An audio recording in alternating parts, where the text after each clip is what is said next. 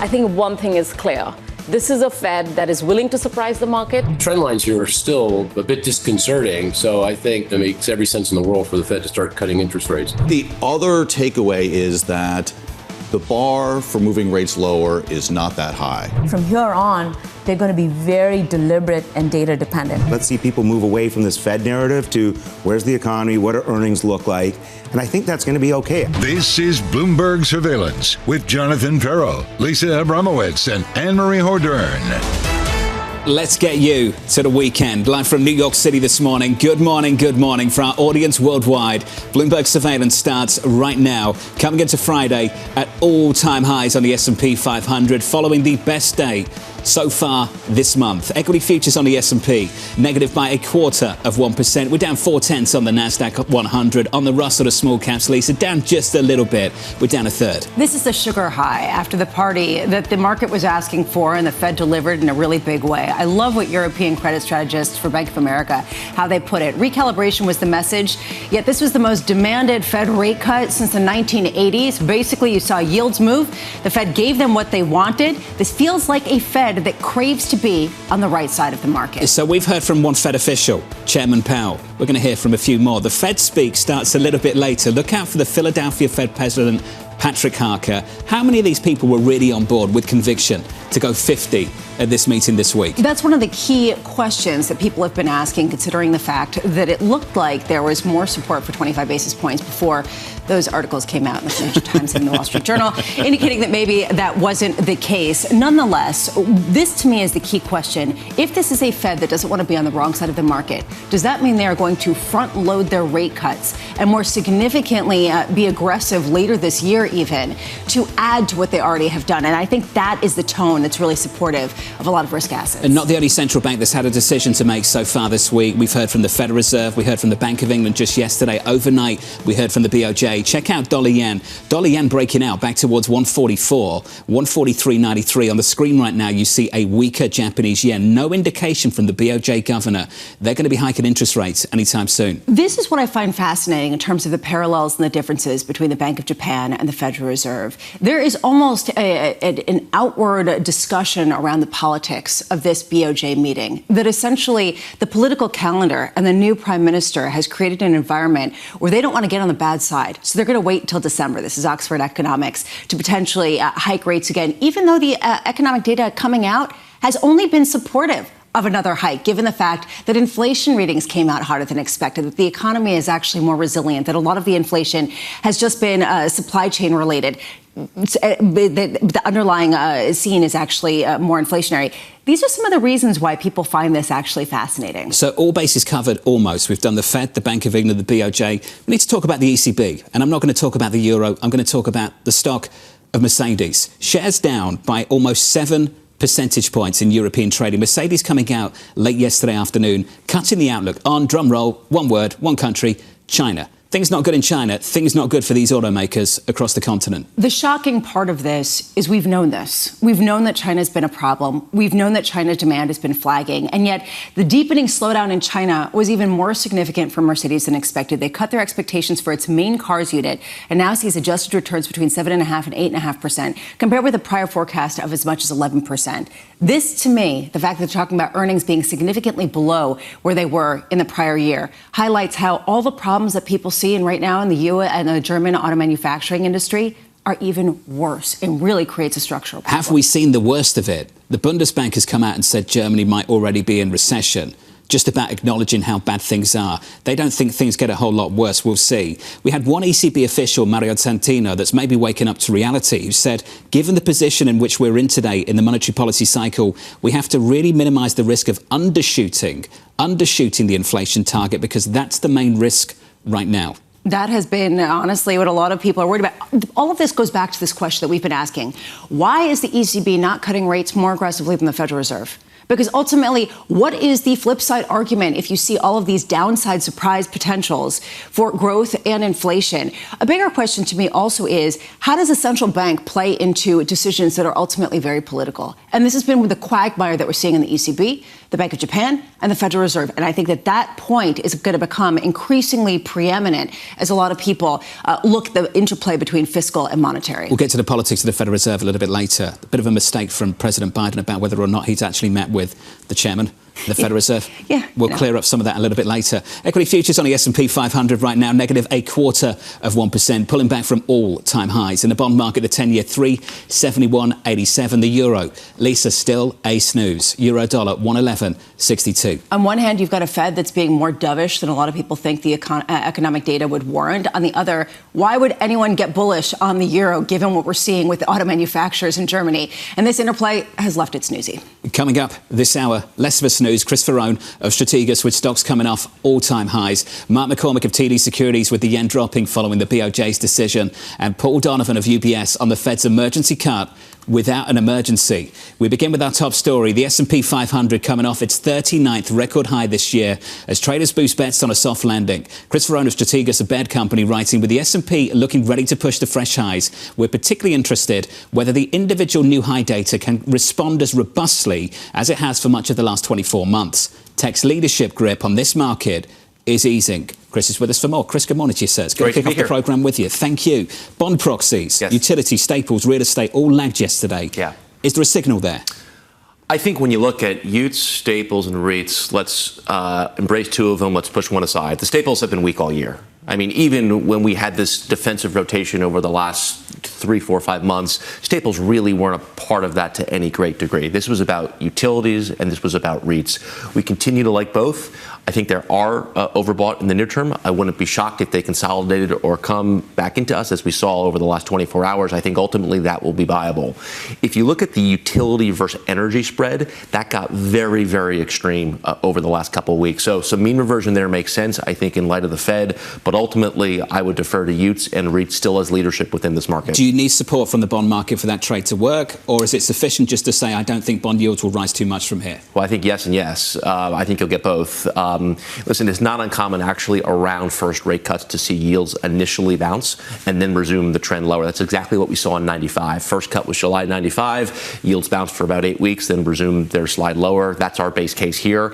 I think unequivocally, and we've talked about this on the show before, the trend in yields is down, and we should be behaving as such. I think ultimately you'll get to 3, 3.25 on 10s. Call it 4% is big resistance. If you got them up there, I'm a buyer of every bond I can find.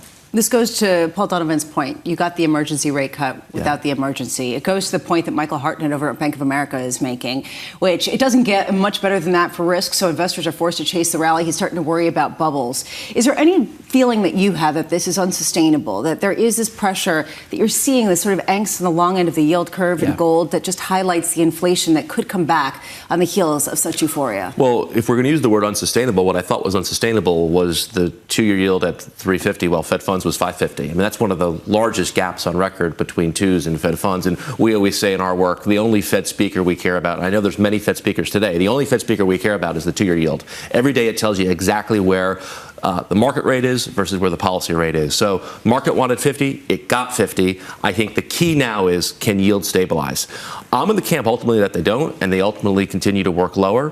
But if you want to take some comfort that the Fed was proactive here to get policy back to where it needs to be, you would want to see rates stabilize here. So I think that's going to be the big tell over coming weeks. We talked about it off air. I'm shocked the BOE did not cut this week. And I think there's an example of where you will see short rates work lower because of it. Which raises a question about the dollar and how it plays into this. Yeah. We've been talking about how, all things being equal, if the Fed were actually being aggressive, you should expect to see the dollar weakening quite considerably. What's the alternative? And if you don't get rate cuts by some of these central banks and you see real economic weakness, what's the incentive to actually go buy those currencies? So, it's interesting. I find it curious that a lot of people think Fed rate cuts are dollar bearish. Actually, when you look at it historically, it's the exact opposite. The dollar actually tends to rally as the Fed starts a rate cutting cycle. We'll see if that will be or will not be the case. I'm a chart reader. The charts look lower for dollar. That's where we are. I know dollar yen bouncing here. I'd be a seller 146, 147 of dollar yen. You broke a major trend line over the last couple months there. So I recognize the history around what dollar tends to do around rate cuts. I'm going to defer to the chart here. Well, let's talk about the history and the why. Typically, they're cutting because bad things are happening. Yeah. Is that the big difference this time around? You know, it's funny. We spend a lot of time debating between non-recessionary rate cuts and recessionary rate cuts, but the irony is you really don't know, right? It's with hindsight, we only know what was a non-recessionary rate cut. But what I find particularly interesting, the 95 cuts, which are viewed as non-recessionary rate cuts, you only know that with hindsight. Now, if you look at the leadership coming out of the 95 cuts, I think intuitively you would have expected it to recatalyze cyclicality. It's not what happened. Coming out of the 95 cuts, staples outperformed, healthcare outperformed, tech really suffered. You put it in about a 12-month relative performance top in tech, it underperformed the S&P by about 20% over the next year. So I find that interesting here, particularly as tech the last couple months, in our work at least, has really begun to cede some of its strangle on the leadership. So let's talk about leadership. Yeah. Large versus small caps, equal weight versus market weight. Equal weight? How are you thinking about this? I think ultimately for small to really kind of take the flag of leadership, you need an economic event separating kind of two different cycles. I'm not sure we've had that yet or are having that yet. But I do think equal weight versus cap weight continues to make sense. I mean, think about the last couple days. Equal weight S&P is at a high. Only one of the Mag 7 stocks are at a high. Meta's the only one. Not Google, not Amazon, not Microsoft, so on and so forth. So that's just a change in character. Equal weight S&P at a high, semis are not. Triple Qs are not. There's a change in character, I think, that speaks to the evolution of leadership we've seen over the last several months, and I want to lean in that direction. What is it telling you, though, just based on history? And I say this because you talk about the changing nature, and I fold in what we got with FedEx, and I understand that you're a chart reader, but FedEx sent a pretty bearish signal. This is usually a macroeconomic bellwether, but some people are saying, well, this is something we've seen in the transport sector for a while. Yeah. This is some underlying trend in the way that people ship. It's not necessarily this broader tell. Is that consistent with what the charts are saying? Well, I'll make 2 points. First, on the evolution of tech leadership, I frankly wonder if when bonds were unownable, right, when bond yields were rising, you couldn't own bonds. I think a lot of these very big, large cap tech companies had bond-like characteristics. Now I wonder, as bonds are ownable, and we've been very bullish bonds, if it makes tech less attractive on a relative basis. So I'm curious if that's kind of playing into this seeding of leadership. On economic cyclicals, transports, FedEx, you mentioned, the transports have not been very good here, basically all year. They've been absent from the playing field, certainly from a leadership perspective. I would watch the rails. They have quietly started to perk up. I can't explain it yet, but I'm always intrigued when something behaves differently than I would expect. I would not expect rails or trucks at this point of the cycle to really start to turn. So I'm always intrigued when something behaves differently than I would expect. You're beginning to see that with the rails here. FedEx is down 13% in the pre-market. We spent a lot of time talking about US markets. You mentioned the Bank of England. Let's finish on Europe. Let's cross the channel and go over to the continent. How bad are things in Europe, and how much worse could they get? I want to be long German bonds. I think they're bad. We always look at these measures of cyclicals versus counter-cyclicals. European cyclicals have collapsed versus counter-cyclicals, and the autos are part of that. The luxury stocks are a part of that. When we have seen that historically, you're kind of in the zip code or in the ballpark of a recession, and I think owning German bonds, yields lower, is how you play it. Can I ask the tricky question? Always. Where does it leave the periphery? I think, ironically, the periphery might be in better shape here. I know I'll always cede to the market's opinion over my own. Of course. Italian stocks act better than German stocks. That's a change from what we would expect in periods of economic weakness. You're basically just being paid off from him. He was leading you there. He was basically, this is now Italy stronger than Germany, correct? I just let the chart speak. Oh, yeah, clearly. That's clearly what you're doing. Chris, thank you. It's good to see you. Always great to be here. Buddy. Chris Verrone of Strategas, a bad company. Things have changed in Europe.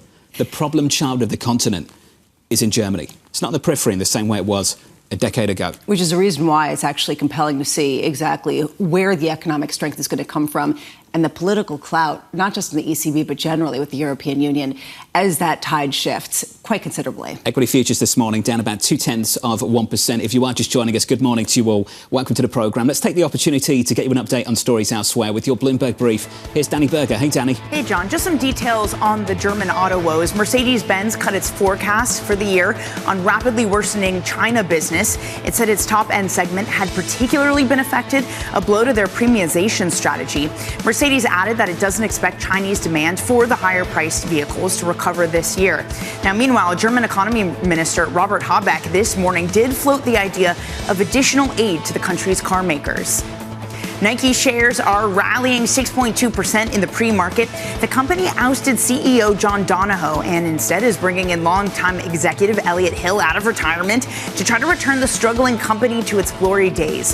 Hill had joined Nike in 1988. He served as president of consumer and marketplace before retiring in 2020.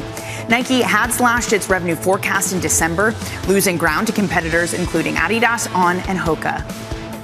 Bloomberg has learned that Johnson & Johnson is boosting its offer to settle baby powder lawsuits. Sources say the claimants could get a bigger payout and about $650 million in legal fees covered. That puts the settlement to more than $8.2 billion, up from its earlier offer of $6.5 billion. J&J maintains it's now withdrawn talc-based powders never caused cancer. And that's your brief, John. Danny, thank you. More from Danny in about 30 minutes' time. Up next on the programme, the politics of a 50 basis point move. I've never once spoken to the chairman of the Fed since I became president. Will also do enormous damage to our economy if that independence is ever lost. Not quite true. That conversation up next.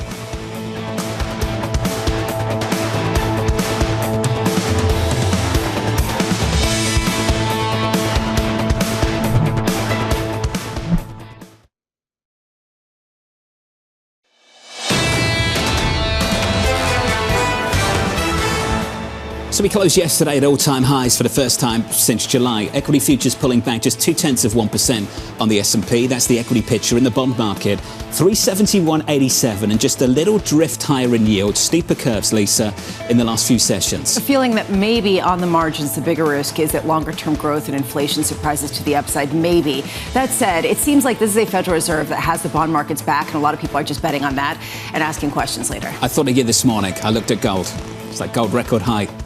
And thought of the conversation with Mark Zandi yesterday. I got feedback on that. Yeah, I'm sure you did. I'm going to keep talking about it. Gold all-time highs, steeper curves as well the last few days. I am not alone. I just want to say there are other people who You've got company. Gold, and there are people who are looking at that as a potential proxy. Michael Hartnett over at Bank of America mentioning gold and bonds as a potential way to hedge extra inflation risks. It's a thing.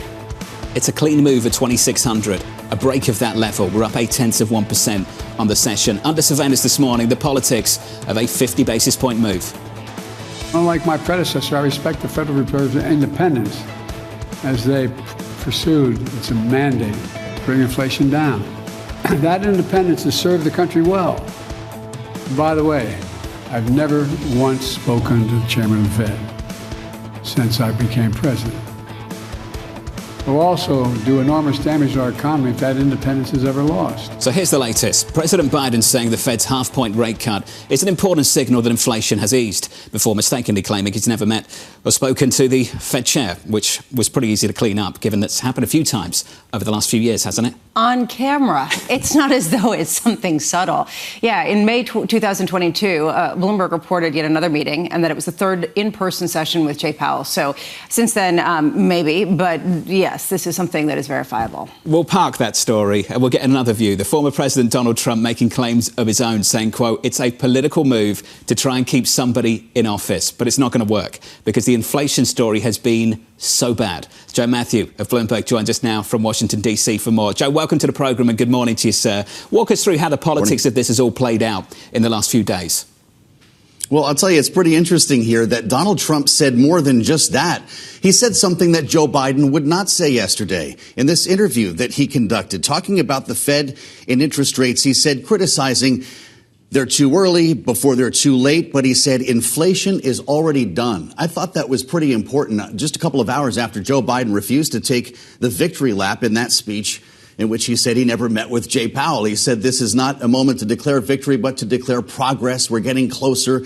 And when we have such little time between now and the election, I have to admit, I'm surprised there isn't a little bit more of a celebration of this moment of a new regime. But look, not everybody's watching Bloomberg and dialed into the markets when it comes to undecided voters here. The fact of the matter is, if you don't remember where you were on May 31st, 2022, and it was in the Oval Office, then we may need to talk, John. There is this question, Joe, aside from that, which is a clearly verifiable mistake that Joe Biden was talking about. There's a bigger question here about the ramifications for a Federal Reserve making a big move ahead of an election at a time where they already are being highly politicized. Are you expecting this to actually be a point of campaigning for Donald Trump going forward, or is this something that's passed and everyone can move on? Well, I think it's a conversation for the market more than anything for those of us here in Washington who talk about this stuff. Most people are celebrating the fact that mortgage rates are going down. I mean, let's be honest about this. When you talk about the impact on the consumer, the psychological effect of seeing interest rates come down, probably not considered a bad thing. And maybe that's why Donald Trump doesn't love the look here. But look, the fact of the matter is Kamala Harris is talking about housing. She got together with Oprah last night to talk about some of these issues that are really important to a lot of voters out here. And this is right down the middle. Mortgage rates are coming down. She's promising incentives in the housing market. And it comes together, coalesces into a pretty decent message for the candidate here. Whether Fed independence is a kitchen table issue in this country, I kind of doubt it. Donald Trump used to tweet at Jay Powell all the time. I don't know that would be any different now. He says he wants to play a direct role in setting interest rates. Joe Biden obviously does not. But if that's something at the kitchen table that's being discussed, I tend to doubt it. It is at mine. I just want to point that out, that we have robust debates at the kitchen table about Federal Reserve policy. There is this question going forward about how the candidates are going to potentially support the down ballot candidates, in particular in the House, because usually the way that the president goes, so too the House. At this point, what has that effort been like, certainly for Donald Trump and Kamala Harris? Well, it's interesting. We're in the midst of this debate right now over government funding, and I think a lot of lawmakers in the House are worried that this could be a very bad look. I'll remind everybody that we are 11 days away from a potential government shutdown, and there's no deal in sight yet. The Speaker of the House says he'll put a clean CR on the floor. That'll be 3 months in duration. That could work. But there's the risk of sleepwalking into a shutdown, and that tends to not look great for the party in the majority. We have to remind ourselves of how thin that majority is in the House of Representatives, and Donald Trump is not making the Speaker's job a lot better. But the fact is, fundraising has been a big move. The DCCC reporting another record just in the last 24 hours here, thanks to the strength at the top of the ticket. That simply was not happening when Joe Biden was at the top of the ticket, and this is looking pretty good for Democrats right now. The problem is the Senate, really. Democrats stand to lose their majority in the Senate based on a lot of analysis that we are looking at when you consider states like Montana, like Ohio, even the state of Maryland, raising a lot of questions right now about what the balance of power could look like. If Democrats were to take the House, they may well lose the Senate. Joe, we get lucky this morning. We've got Annmarie in North Carolina. We'll be talking about this with you as well in the next hour. Can you walk us through the scandal that's evolving in North Carolina? Look, this is salacious stuff. There's a lot that I cannot say that was apparently written on social media by the Republican candidate here, Mark Robinson, for governor in North Carolina. And just to back up a little bit, this was one of the most closely watched and expensive races on the gubernatorial level in the country here. Apparently, he was spending a lot of time on social media sites. This is a CNN story and not necessarily verified here by Bloomberg, in which he referred to himself as a perv and a black Nazi. He was trafficking pornography websites. He has denied all of this, saying that he is not dropping out of the race. But the next 24 hours ought to be interesting, and I'll be deeply curious to hear what the governor himself has to say when he talks to Annmarie later on. We'll have a bigger conversation on this in the next hour. Looking forward to it. Joe Matthew. Joe, thank you. Of course, you can see Joe Matthew on Balance of Power with Katie Lyons every day at 1 and 5 p.m. Eastern Time. That was sort of where I was heading with how the candidates are handling these down-ballot races, because Donald Trump has campaigned with the lieutenant governor, who is currently being accused of some of these salacious comments. And you just wonder how much they either continue the sort of defiance or whether there is some sort of distancing, and how that all works, given everyone has their issues, but sometimes it comes to the fore a little bit more than others. Did that very diplomatically there. We'll catch up with Annmarie in about 60 minutes from now. Look out for that conversation. I don't think either of us really want to talk about this in any great detail. Equity futures right now on the S&P 500 negative by 0.2%. It's a big move in dollar yen. The yen is weaker, the dollar is stronger on that currency pair. Coming up next, we'll catch up with Mark McCormick of TD as the BOJ says it's in no rush to hike. The conversation up next from New York. This is Bloomberg.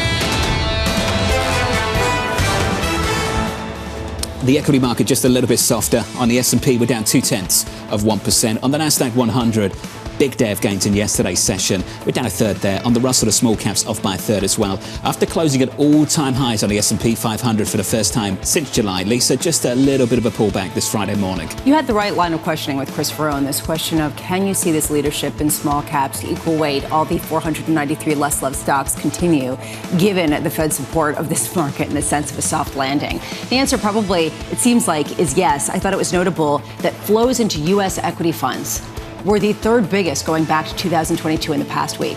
The message was clear, and the message was received by a lot of investors. So I think the bond market question, the most important one there, speaks to the most important question in the equity market leadership. I think it's interesting that bond proxies yesterday underperformed. The likes of utilities. At the same time, you saw the bond market just a little bit lower, yields higher, curve steeper. Whether that's a continuation of things for days to come, of course, if I knew the answer to that, I wouldn't be here.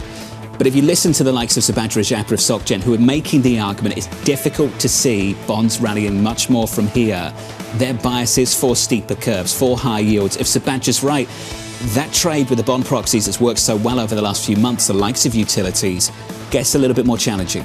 You'd still be here. Come on. For 60 minutes. I'm not sure I'd come for 3 hours, and I don't think I'd be here for the first hour. All right, fair point. Look, it is this sort of question of is this just a pause or is this the beginning of a change in the sort of downward in yields all across the curve kind of trend? And that really, I guess, we cannot answer because we are here for all 3 hours starting at 6 a.m. That's all I'm going to say. Starting at 3. You know, if you're rich enough not to wake up at 3 in the morning, then I guess you're not waking up at 3 in the morning, right? Unless you're waking up at like 5 because you love this so much. Okay, all right. But this is, to me, the key question of whether you can see continuation of the rally in bonds or whether we can actually, see potentially a shift a little bit. Yeah, yield's starting to climb on treasuries. So let's push that through the FX market. Dollar yen breaking out back towards 144. So we're at 143.97 right now. That currency pair up by 0.9%. We've dealt with the dollar side of this trade. Let's deal with the yen side of things. The BOJ not exactly endorsing a near-term rate hike, if you listen to the words of Governor Wader overnight. Yeah, and you saw Oxford Economics come out and push back their forecast for when they're going to next hike their rates in December versus October. This comes even though we got some data overnight that really showed inflation is picking back up, but it doesn't look like they're going to see inflation fall back down to that 2% target in the near future. A key question here, and I keep going back to this, the political aspect of this, the fact that there is some disagreement in the parliament there about how to treat the Bank of Japan and what the Bank of Japan should do is the reason why Oxford Economics and a couple others have raised this as the prospect for why they will wait until December, sort of remain out of the crosshairs of some of the political discussions. You're hearing this more. And this, to me, is what happens when you have a confusion between the interplay between fiscal and monetary. How can they not deal with the politics of the moment? How can they not recognize what it means to be independent at a time where increasingly that has been called into question? We're on course, on track for the worst week for the Japanese yen going all the way back to April. Dollar yen right now, 143.97. Under surveillance this morning, some top stories for you. Israel carrying out extensive airstrikes across southern Lebanon, saying it hit 100 sites where the Iran-backed militant group, Hezbollah, could launch attacks in the immediate future. A series of attacks. A very different character through the week so far. Yeah, and a lot of questions now about how much this escalates or potentially, as Annmarie was making the point, de-escalates potentially the situation, how much this calls into question the strength of Hezbollah, one of the most powerful proxies of the Iranian-backed axis. There's also another question, and this was coming out of the U.S. congressional members. If Israel can do this, China can do this too. Long, opaque supply chains leave gaps that can too easily be exploited, and we need a strategy for closing them in collaboration with our allies. How much do we have a renewed focus on supply chains, security, this idea of tracking things that much more closely? That, to me, arguably is the most interesting aspect to come out of this. It's exactly the question you raised yesterday. I think it's a really, really important one. Given our experience with the likes of TikTok and things like that, we don't exactly have the greatest track record of dealing with these issues quickly and efficiently, do we? And if you don't, how much does this really leave you open for a Trojan horse, as the New York Times described the attack that Israel had on Hezbollah in Lebanon? How much does this really leave you vulnerable? And I think that, to me, is, the reason why I'm looking at some of the blockchain solutions to supply chains, to some of the policies and how you sort of track things. But otherwise, how do you ensure other people don't do this too? I know we've been somewhat desensitized, given the summer that we've had around the world, but some shocking pictures coming out of that part of the world over the last week. Shocking. The idea that you could have simultaneously 2,700 pagers exploding across a country, targeting specific members of Hezbollah, which is recognized as a terrorist organization by the United States, and then the next day, walkie-talkies and other things. I mean, it's really unheard of, and you have to imagine the behind-the-scenes planning for years that went into actually having this happen. Still trying to figure out if this leads to further escalation or ultimately de-escalation. We'll park that story. I want to talk about two single names, two big stock stories in this country. The first one is FedEx. Lisa mentioned this about 30 minutes ago. Slumping after reporting worse than expected quarterly profit. The stock is down 14%. The company expecting business to slow in the year ahead after the CEO called it a challenging quarter, with customers trading down to cheaper shipping options. We've seen this across a few companies. Yeah, and this used to be a macroeconomic signal. Where FedEx went, so too went the economy. Seems like there's a lot more questions this time around, especially because there is more competition, Amazon, but you also have the situation where, we've seen such a boost from all of the shipping. Mostly, there is a transformation in the way people are getting their packages. Doesn't necessarily speak to what you're expecting for the broader economy. That stock is a struggle, let's put it that way. A better stock story. Stock is climbing this morning. It's Nike, bringing longtime executive Elliott Hill out of retirement in a bid to revive the struggling athletic brand. Hill's set to take over the role from the current CEO, John Donovan, on October 14. The stock is up by more than 6%. Now, whenever you see stories like this, I'm always trying to figure out, is the stock up because the other guy left or because of this new guy coming in? Which one is it? Yes, I think that right now it just changed, because right now you can see that they've lost their competitive edge, and people have talked about that extensively. On was very excited about their terrain into their fields that was previously Nike's. How do they get their cool back? How do they get their running prowess back? How do they get that crowd that they've lost to new upstarts at a time where they're bringing back someone who's 60 years old, who was previously retired, to run the ship? It really raises this question. We've seen this in a sort of a significant pace in terms of CEOs that are being pushed out of companies in order to revive some of the past business strategies. To take the company back to the roots, I think you raised two very distinct, separate, important questions. Getting the call back and finding out what on earth went wrong with running. How you can go around any open space in New York City, go around Manhattan, go to Central Park, and look at all the runners going through the city in the middle of, say, a Saturday morning or a Sunday morning, and just look at the sneakers.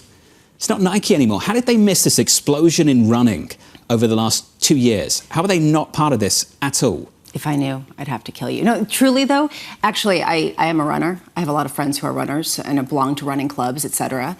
And they say at some of the demos, you see On, you see Hoka, you don't see Nike. And that, to me, is actually a really big tell. If you're not targeting some of these clubs that are your target demographic and you're going after a more pop culture audience, that's how you do it. That's how you lose an audience, and lose them quickly, and that's the effort now. You've got to try and turn that around. That's the latest on Nike. The stock is up this morning by something like 5 or 6 percentage points in early trading. Elsewhere, the yen is falling after the BOJ's decision to hold rates steady. Governor Ueda indicating the central bank isn't in a hurry to raise interest rates and saying upside risk to inflation are easing. Mark McCormick at TD Securities joins us now for more. Mark, we'd love your first reaction to the decision overnight, so let's start there. Sure. I think it's pretty standard boilerplate stuff from central bankers. He's trying to tell us that they don't want to move. They're not going to move anytime soon. But really, again, the key theme for every single central bank, particularly the Fed, the BOJ, ECB, everyone, they're all data dependent. And the data in Japan is strong enough, especially on the inflation side, to say they have to keep normalizing policy. So He's not leaning into October. October to us is extremely live. We still think they're going to hike again this year, most likely in December. But again, this is just kind of standard boilerplate. This is where we think things are at the moment. We're not really telling you what's happening in the future. And again, it just relies heavily on data dependence. How data dependent is the ECB? I think they're extremely data dependent. I think, as we talked last time, one of the key things here is that we're probably at peak divergence between the Fed and every other central bank. I wouldn't say the ECB is behind the curve. The ECB has been dealing with like stickier inflation on the service side. But if you think about what's really going to be a big driver for the ECB and the European economy moving forward, it's links to China. And China's exporting deflation. China is moving at a much worse pace than what we see from other countries. And that is much strongly more connected to the Eurozone economy than in the US. So I'd say in terms of the data dependence here, it's going to be what happens next, which is the next shoe to drop. And I think it's what we're going to see is much weaker European data that's going to kickstart potentially a little bit more activity from the ECB. We're seeing that already with Mercedes-Benz and some of the sympathy moves you're seeing from the other auto manufacturers. That's data that the ECB can use in terms of what the forward look is in terms of demand from China and the read-through to the economy. How much do you expect even further weakening in the euro? I know you've been aggressive actually pushing back against this idea that the dollar was going to be incredibly weak. How much are you leaning into that, seeing things like what we saw overnight with some of the European auto manufacturers?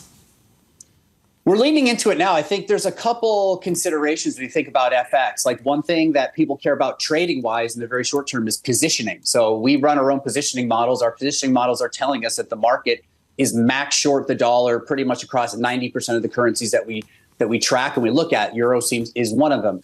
The other thing is, again, this narrow focus on the US only. We've gotten the Fed. They front loaded. They went 50. But again, they argued for data dependence, and they're talking about the neutral rate being higher now than it was in the past. The next thing is really what happens outside the U.S. The PMIs are coming up. So when we start looking at what's happening, the leading indicators that we track that are consensus revision, data trends, data surprises, the little secret here is that the U.S. data is stabilizing and European and Chinese data is getting worse. So I still think this is the interesting part is the macro story is not aligned with what we're seeing happen in the price action. And then when we look at positioning, we look at other indicators that are great for kind of executing the idea. All those things are leaning in to say that we should be fading the euro right now. And again, what we should be doing is we should be buying volatility. We should be defensive, and we should expect more surprises rather than things going the way that need to be perfectly done.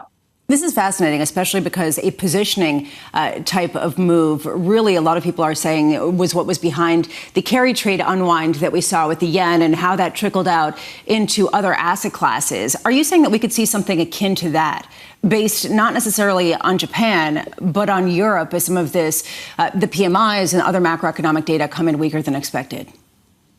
Well, I think what it does is it creates asymmetric risks, and that's what everyone looks for a tactical trading opportunity is, the market is now leaning in one direction. It is short the U.S. dollar, it's long U.S. rates, and it's basically all in on the slowdown. Like, again, if there's definitely a disconnect. If you look at the credit market and the equity market, that's telling us there's a soft landing. If you look at the bond market, it's pricing in 70, 80% chance of recession. If you look at, again, just very high frequency data, it's on Bloomberg.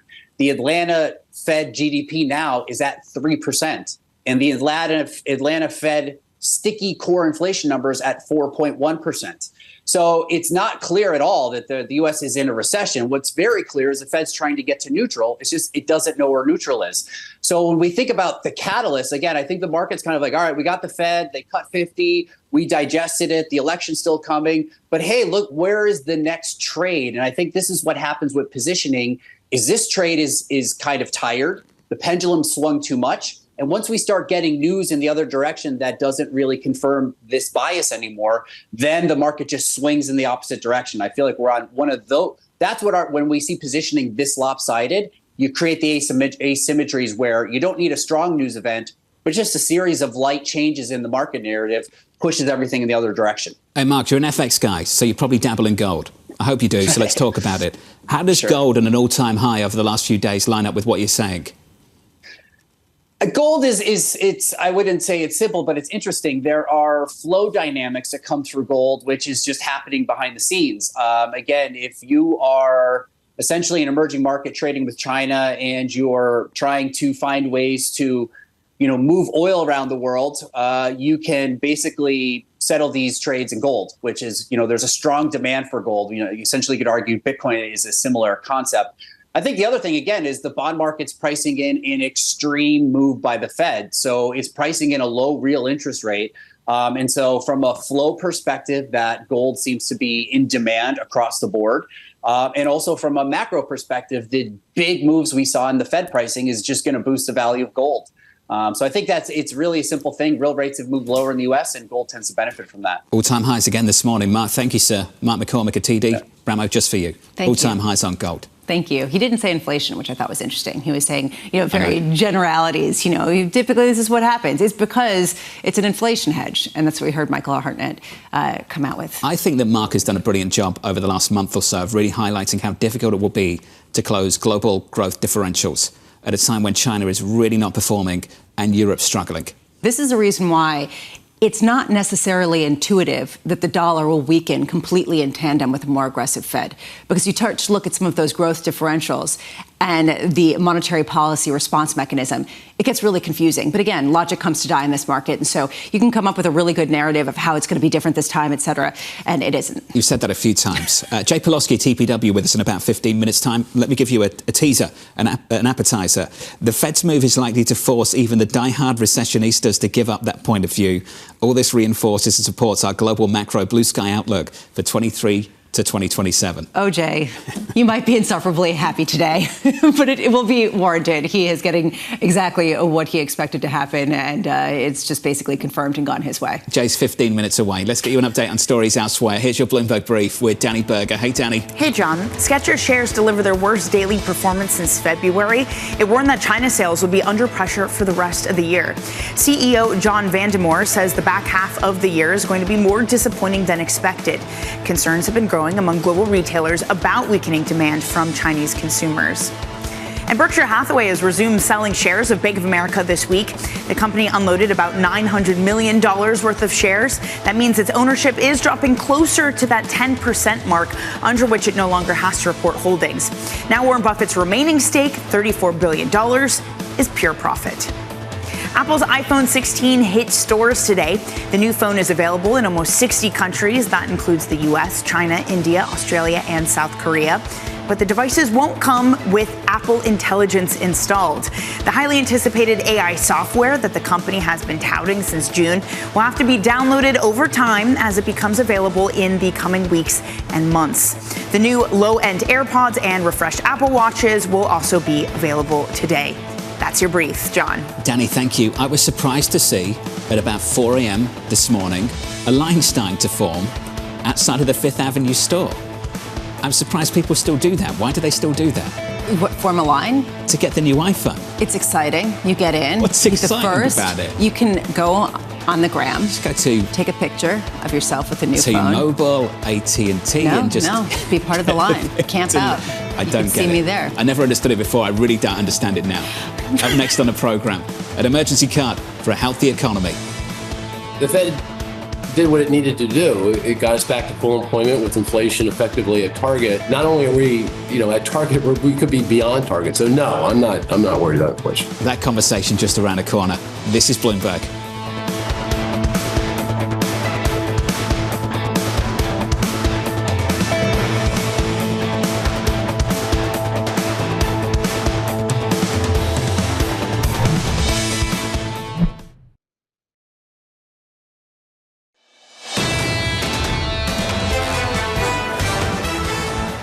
Equities closing out the week just a little bit softer. We're negative by 0.25% on the S&P 500. Under surveillance this morning, an emergency cut for a healthy economy. The Fed did what it needed to do. It got us back to full employment with inflation effectively at target. Inflation expectations are all the way back in. So, as long as that remains the case, and I don't see a reason why that's going to change, not only are we, at target, we could be beyond target. So no, I'm not worried about inflation.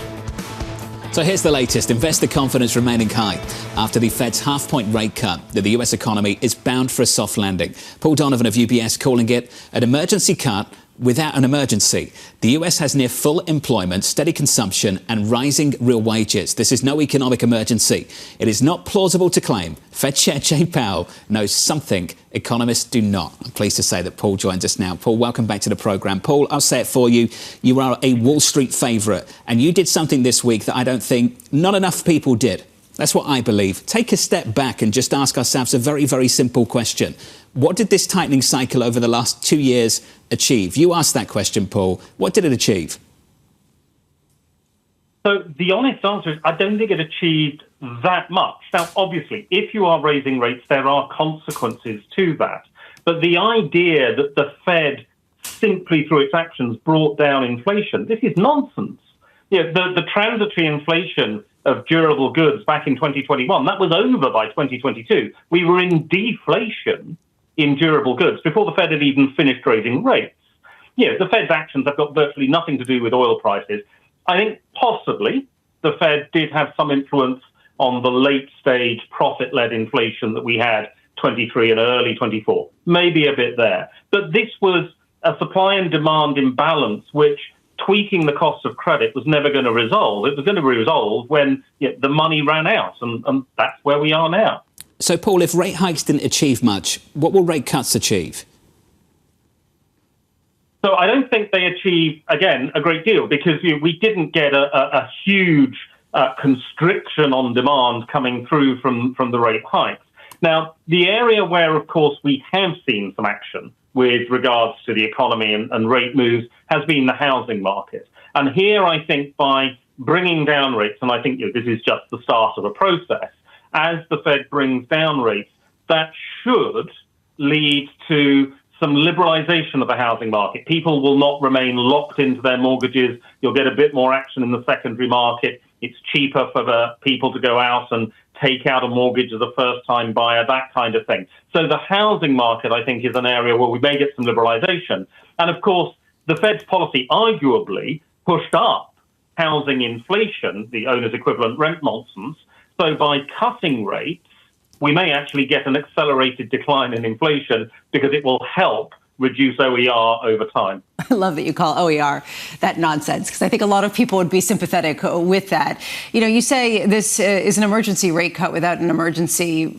Others might repeat over and over again that it was simply a recalibration of rates considering how much inflation has come down. Are you basically making the argument you can call it whatever you want, but you have to ultimately question on the way up and on the way down the relevance of these Fed rates? Is that basically your argument? I think that is it. And to be clear, I think the Fed should have been cutting back in May. They're late. They're clearly late. And so I don't have a problem with getting rates down to 4.5% by the end of the year. Absolutely fine. I think, though, that there was a risk that this would have looked like a panicked response and maybe there's something sinister going on. Now, I do think that the Fed mitigated that by, shall we say, arranging for there to be a very public dissent from a Fed governor. First time in 19 years. And that sort of mitigates the sense of panic. And the fact that so many members of the FOMC were clearly quite comfortable with a quarter-point cut, not a half-point cut, that has mitigated some of that signal. Myself, if I'd been running things, I'd have cut a small amount, but frequently. So, go little and often rather than go for the drama, because traditionally a half-point rate cut is associated with some kind of crisis. There just isn't a crisis at the moment in the US economy. You said something about housing, that you think on the margins, the liberalization of the mortgage market and the housing sphere would actually potentially even lead to stabilization in prices, actually the opposite of what some people would argue. Can you walk us through that? I mean, do you think that in some ways it will reduce inflation further if the Fed normalizes rates at this point? So I think that the mechanism here is via the nonsense of owner's equivalent rent, which is, let us remember, an entirely fictitious price and a quarter of the consumer price inflation calculation. And, of course, that is derived, sort of, from the rental market. So if you've got a situation where people are delaying buying a house and are therefore, perforce renting a house, That increases rental demand, that increases market rents, and that's magnified through this fantasy of owner's equivalent rent. And so we know owner's equivalent rent has been distorting the headline CPI numbers. We know this is due to a tight labour market. Now, I've got a lot of sympathy with people who are actually renting because they are having to pay higher rents. But people who own their own homes are not actually paying this. So that's then being created by policy which has pushed people out of owner occupation and into renting. If we can now reverse that, hopefully that calms the rental market down, and the effect of that will be magnified in CPI by reducing owner's equivalent rent. Paul, I'll say it on behalf of everybody. We love your work, buddy. Thanks for being with us. Paul Donovan of UBS on the latest with the Federal Reserve. Next time, we've got to talk a little ECB, the fantasy of owner's equivalent rent. I love everyone's private gripes. You know, you get this fantasy of OER and R-Star in the basement and all these sort of passionate feelings from economists. Speaking of passionate and bullish, we'll speak to Jay Pelosky at TPW up next from New York City. This is Bloomberg.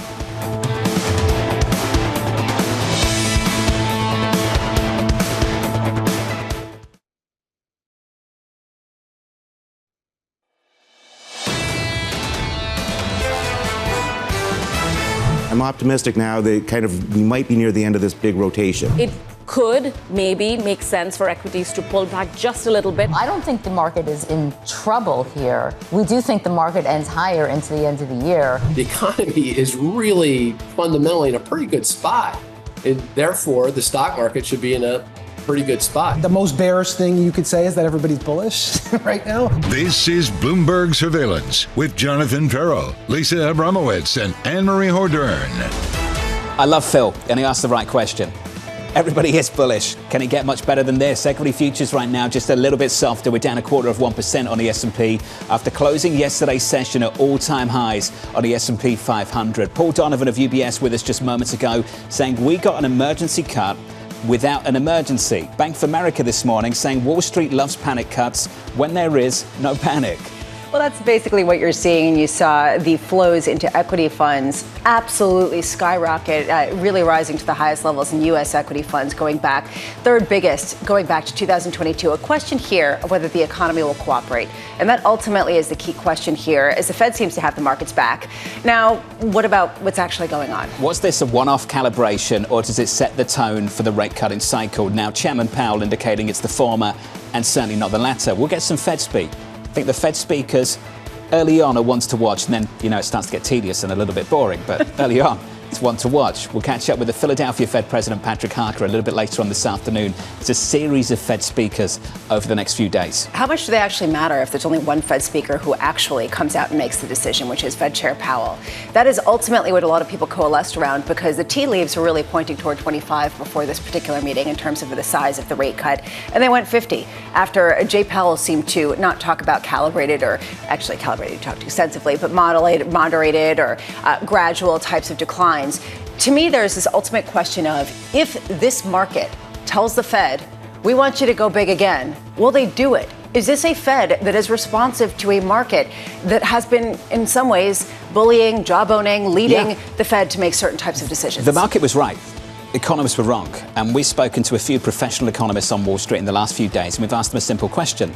What's going to guide your next call on the Federal Reserve? Will it be the economic data?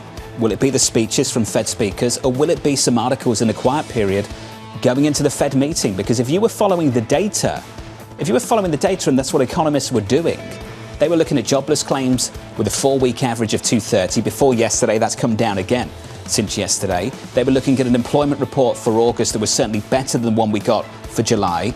They were listening to people like John Williams of the New York Fed, who seemed to indicate 25. They were listening to people like Governor Waller, who seemed to indicate 25, and they went with 25. To your point, how difficult is it to make the right call now? Who do we listen to? What do you look for? Chris Verrone says that he listens to the Fed member that is the 2-year yield. And if you take a look at it, Bank of America strategist overnight from the credit team in Europe said this feels like a Fed that craves to be on the right side of the market.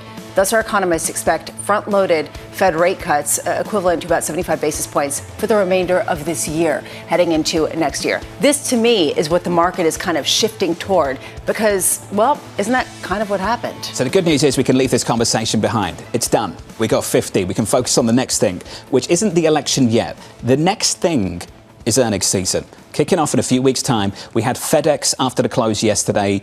Usually with a story like this, when you see the name down the way it is, we're down about 13% in the pre-market. When you see a move like that, you're asking, well, is it them? Is it execution? Or is this a broader economic story? Yeah, and ultimately, if you listen to the rhetoric out of the C-suite, it was pretty negative in terms of customers choosing against necessarily paying more for getting packages more quickly. Lise Glasgow of Bloomberg Intelligence put it really well, I thought. The sense of urgency isn't there to pay extra for ultra-fast shipping. This usually happens when things are kind of tough and people are trying to save money. This should be a macroeconomic signal, all things being equal.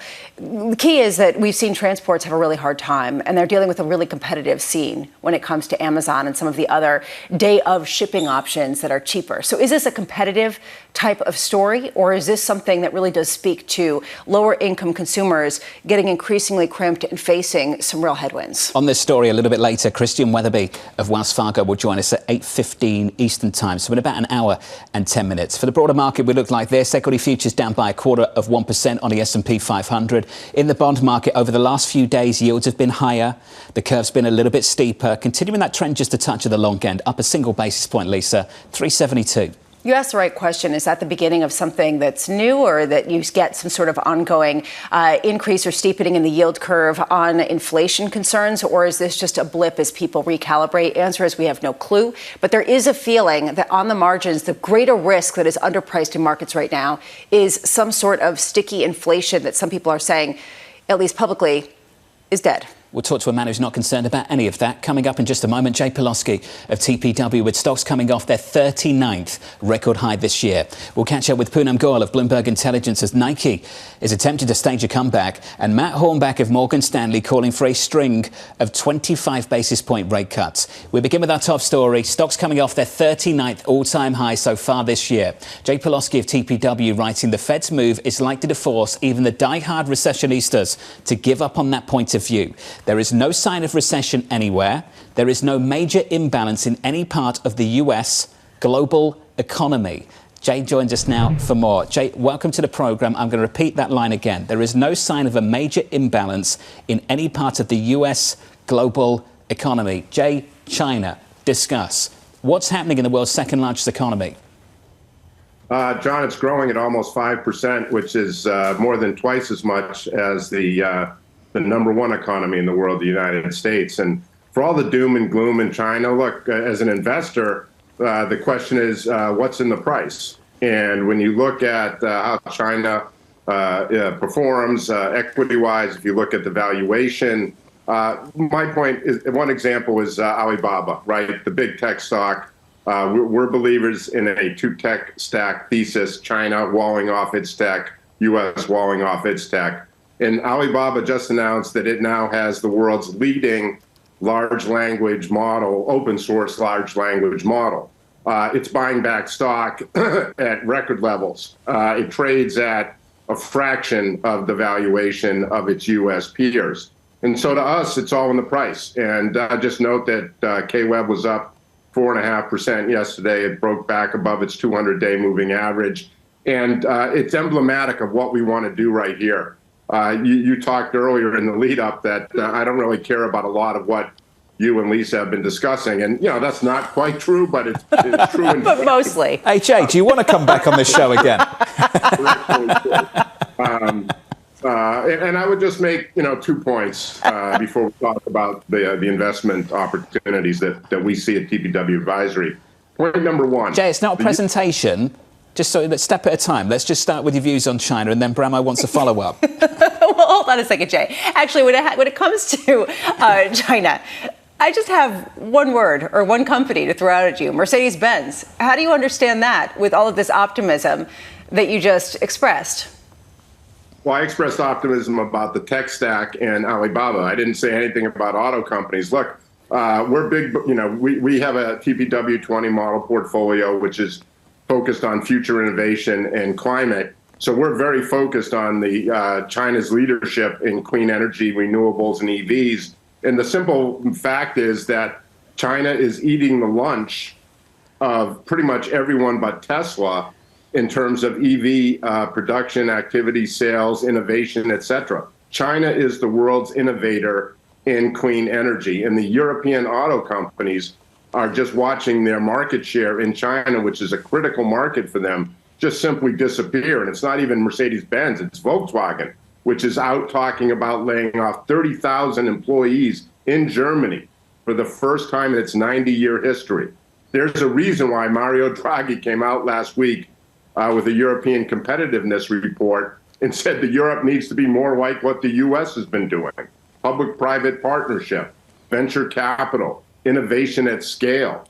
And the automakers are certainly emblematic of that concern for Europe. So, Jay, for people seduced by your view of the world, I know it's a multi-year view, and a way of expressing it is the commodity market. Iron ore off the highs of the year, base metals, copper off the highs for the year. What kind of moves are you looking for in commodities, Jay? Yeah, John, you no surprise, hit the nail on the head. That's where we want to focus right now. I wanted to mention the two strengths. One is in the global economy, absorbing one of the most aggressive rate hike cycles in modern history without a recession. That's something we need to pay attention to. And likewise, in the equity markets, particularly in the U.S., new all-time highs. You noted it, 39 all-time highs this year. While tech, the leadership sector in the lead dog, NVIDIA, is down 20% from its high. We have to respect the fact that trends are powerful and they are moving in the right direction, both in the global economy and in the risk asset markets. So what do we want to do here? How do we want to invest?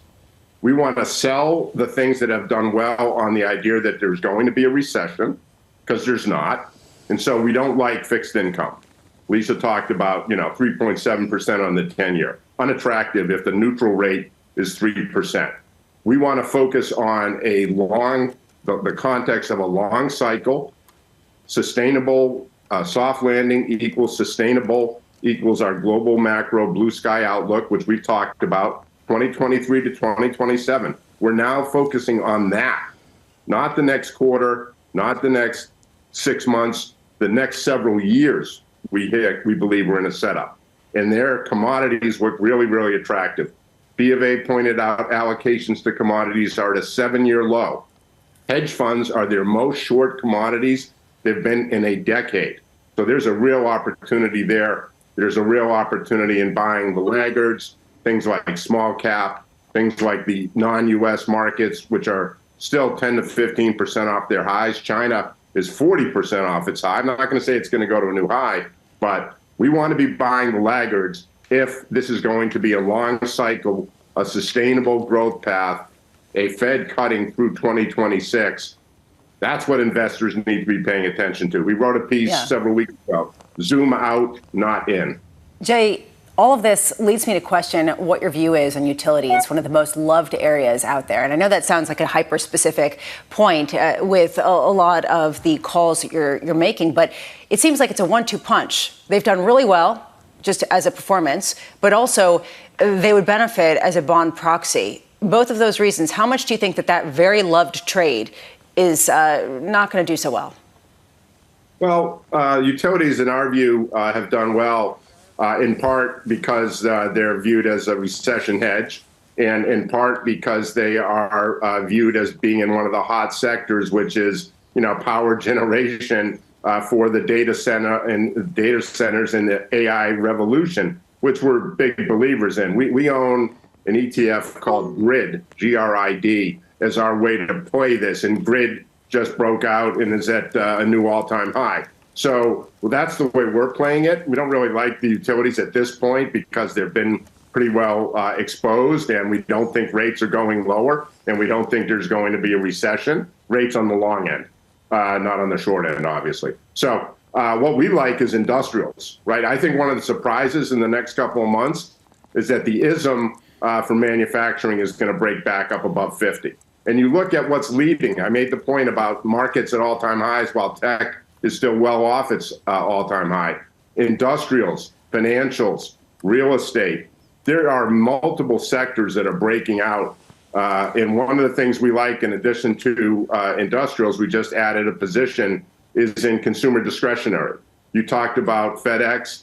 Amazon is very attractive. Tesla's very interesting here. They make up 40% of XLY, the consumer discretionary ETF. And that's an example of where we're moving to as opposed to where we've been. This was Jay Pelosky's TED Talk, brought to you by TPW. Jay, it's good to see you. As always, you're a good friend. You're welcome back anytime. Appreciate it. It was pretty decent, wasn't it? The bullish outlook for the next several years. Just imagine him whipping out his pointer, Yeah. the PowerPoint presentation. This is the blue sky outlook that we are looking for. And you recessionistas, Lisa Abramowicz, let me tell you. Did that feel personal? Yeah, no, I'm actually not a recessionista. I just try to understand where people's logic might not necessarily be completely holding together. Not having this conversation again. Up next on the programme, let's get to your Bloomberg brief. Let's cross over to Danny Berger. Hey, Danny. Hey, John. The EU is planning a new 35 billion euro loan to support Ukraine. European Commission President Ursula von der Leyen announced the plans earlier this morning after meeting with Ukrainian President Volodymyr Zelensky. Under that arrangement, the loan will be backed by profits from frozen Russian state assets.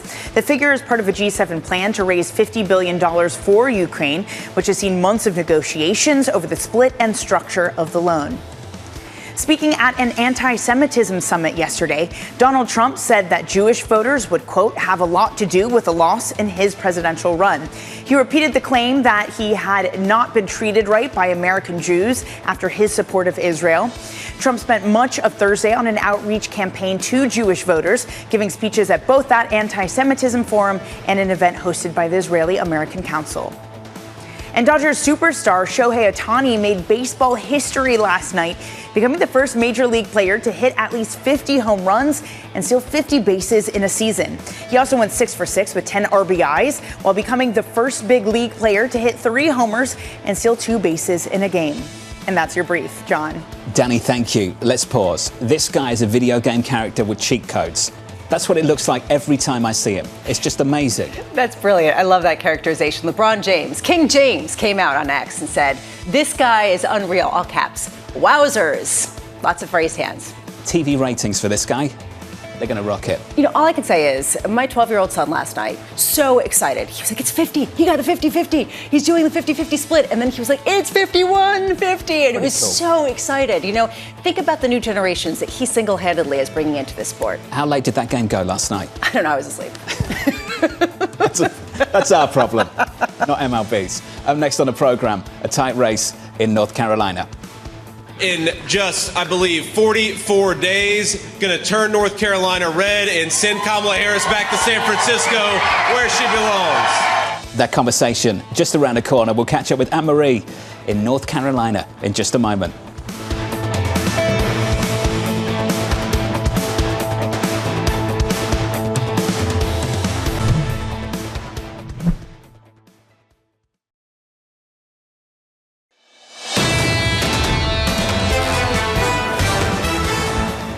Looking to get you to the weekend with stocks just about negative by a third of 1%.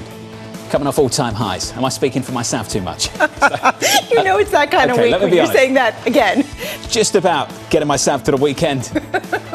About an hour and 40 minutes left of this. You're speaking for both of us. It's been a really long week. 25 or 50. It's felt like it's been going on forever. Well, it was going on forever, and now we get to talk about it all over again for December. Take a deep breath and work out what November 7th looks like. I've got no idea. Politics is going to be a big piece of that puzzle. Under surveillance this morning, it's a tight race in North Carolina.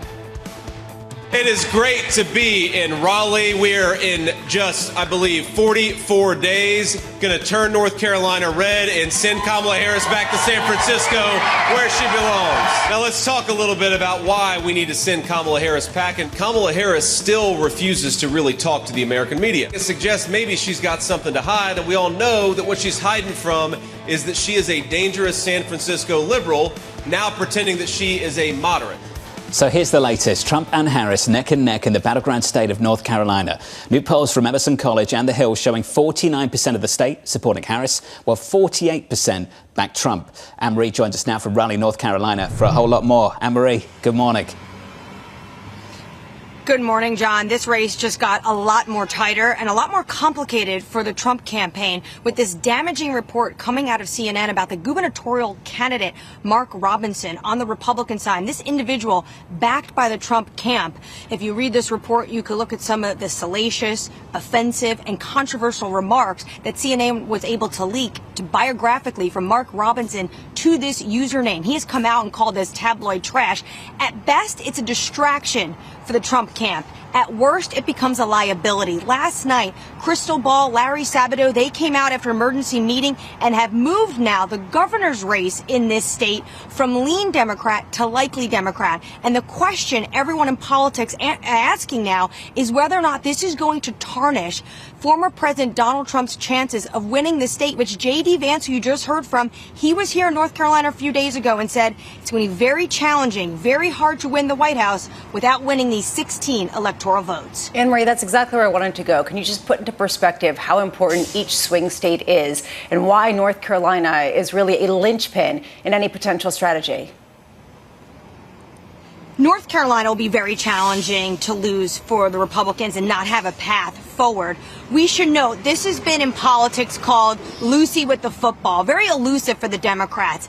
Since the late 1970s, they've never won North Carolina except for once, 2008, the first time, the first round for former President Barack Obama. But the polls right now are so tight, which is why any salacious story that comes out, anything that can move individuals, you are going to see politicians harp on.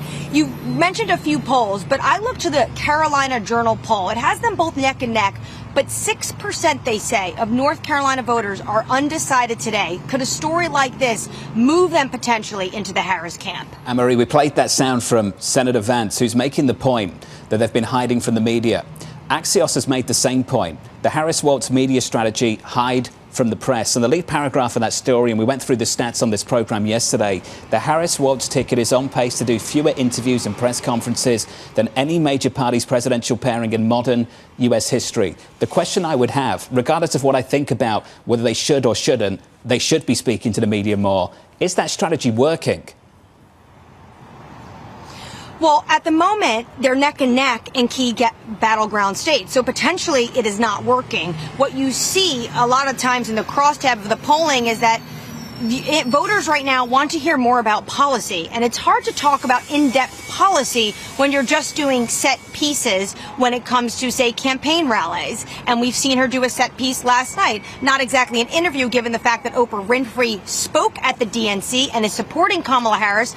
But she did go out there in front of more friendly media. These are with voters who are already going to vote for her, not sitting down with the national press. I believe they're doing this to just play it safe. There's some 40 days left to November 5th. At this moment, they want to make sure that they don't do anything that could potentially hurt their chances. AMH, looking forward to the coverage a little bit later. Annmarie, thank you. Tune in 3:30 Eastern for Anne-Marie's interview with the North Carolina Governor, Roy Cooper, a conversation you do not want to miss. Joining us now, Bloomberg's Joe Matthew from Washington, D.C. Joe, let's talk about some of that data that came from Axios just yesterday. I know you've seen the numbers. Let's share it with the audience once more. Harris has been a candidate for 59 days, Walz for 44. During those 59 days, Republicans Donald Trump and J.D. Vance have participated in more than 70 interviews and press conferences with TV and print reporters, while Harris and Walz have taken part in 7, according to Axios analysis. Joe, does the electorate care about those numbers? I'm not sure. I don't know if she's returning your phone calls here, John, but this is clearly a strategy to not say more than you need to. I don't know who's looking for all of these interviews beyond myself, beyond you, beyond the Trump campaign that's really tried to make some hay out of this. But I don't know how many people are sitting around waiting for hard-hitting interviews. A lot of people watched this Oprah event last night. Kamala Harris made news at the NABJ, and I'm not here to apologize for her. I would love the opportunity to ask some hard questions of Kamala Harris. But look at the polling numbers. If you're a campaign operative, and you're looking at the remarkable turn that Kamala Harris has brought to Democrats at the top of the ticket since Joe Biden dropped out of this race, watching her, and I can cite the polls that we've seen in the past week, catching up with Donald Trump on the issue of the economy in a state like Pennsylvania. Why would you put your candidate out to have so-called hard-hitting interviews with interviewers who want to get you in a gotcha question? Now, I'm a member of the media, and I'm the person who would be asking questions in an interview, so I'd love to see this happen. But if you put yourself in the shoes of the campaign, you have to ask why. Just real quick here, Joe. How much, though, is this important, not necessarily for the rank and file, but for some of the business support, for some people who are actually looking for more specifics on policy and don't feel like they have a good sense of it? Well, now you're getting to it. And look, this is going to be one issue for people who watch and listen to Bloomberg, who are looking for answers on things like taxing unrealized capital gains. We still don't know if Kamala Harris would pursue that Biden-era initiative. When it comes to the corporate tax rate, some of these other ideas, for instance, as opposed to more broad strokes like stopping price gouging, for instance, or incentivizing housing. These questions need to be answered, and we may not get another debate for that to happen. So, look, we're 46 days out to Anne-Marie's point. Some blanks need to be filled in, but we'll see how many actually get to that point between now and November. Hey, Joe, appreciate your time this morning. Thank you, sir. Joe Matthew. Out of the nation's capital in Washington, D.C. Up next on this program, Nike shares rising in the pre-market, up by more than 6%. The company ousting its CEO. We'll talk about that next on the program.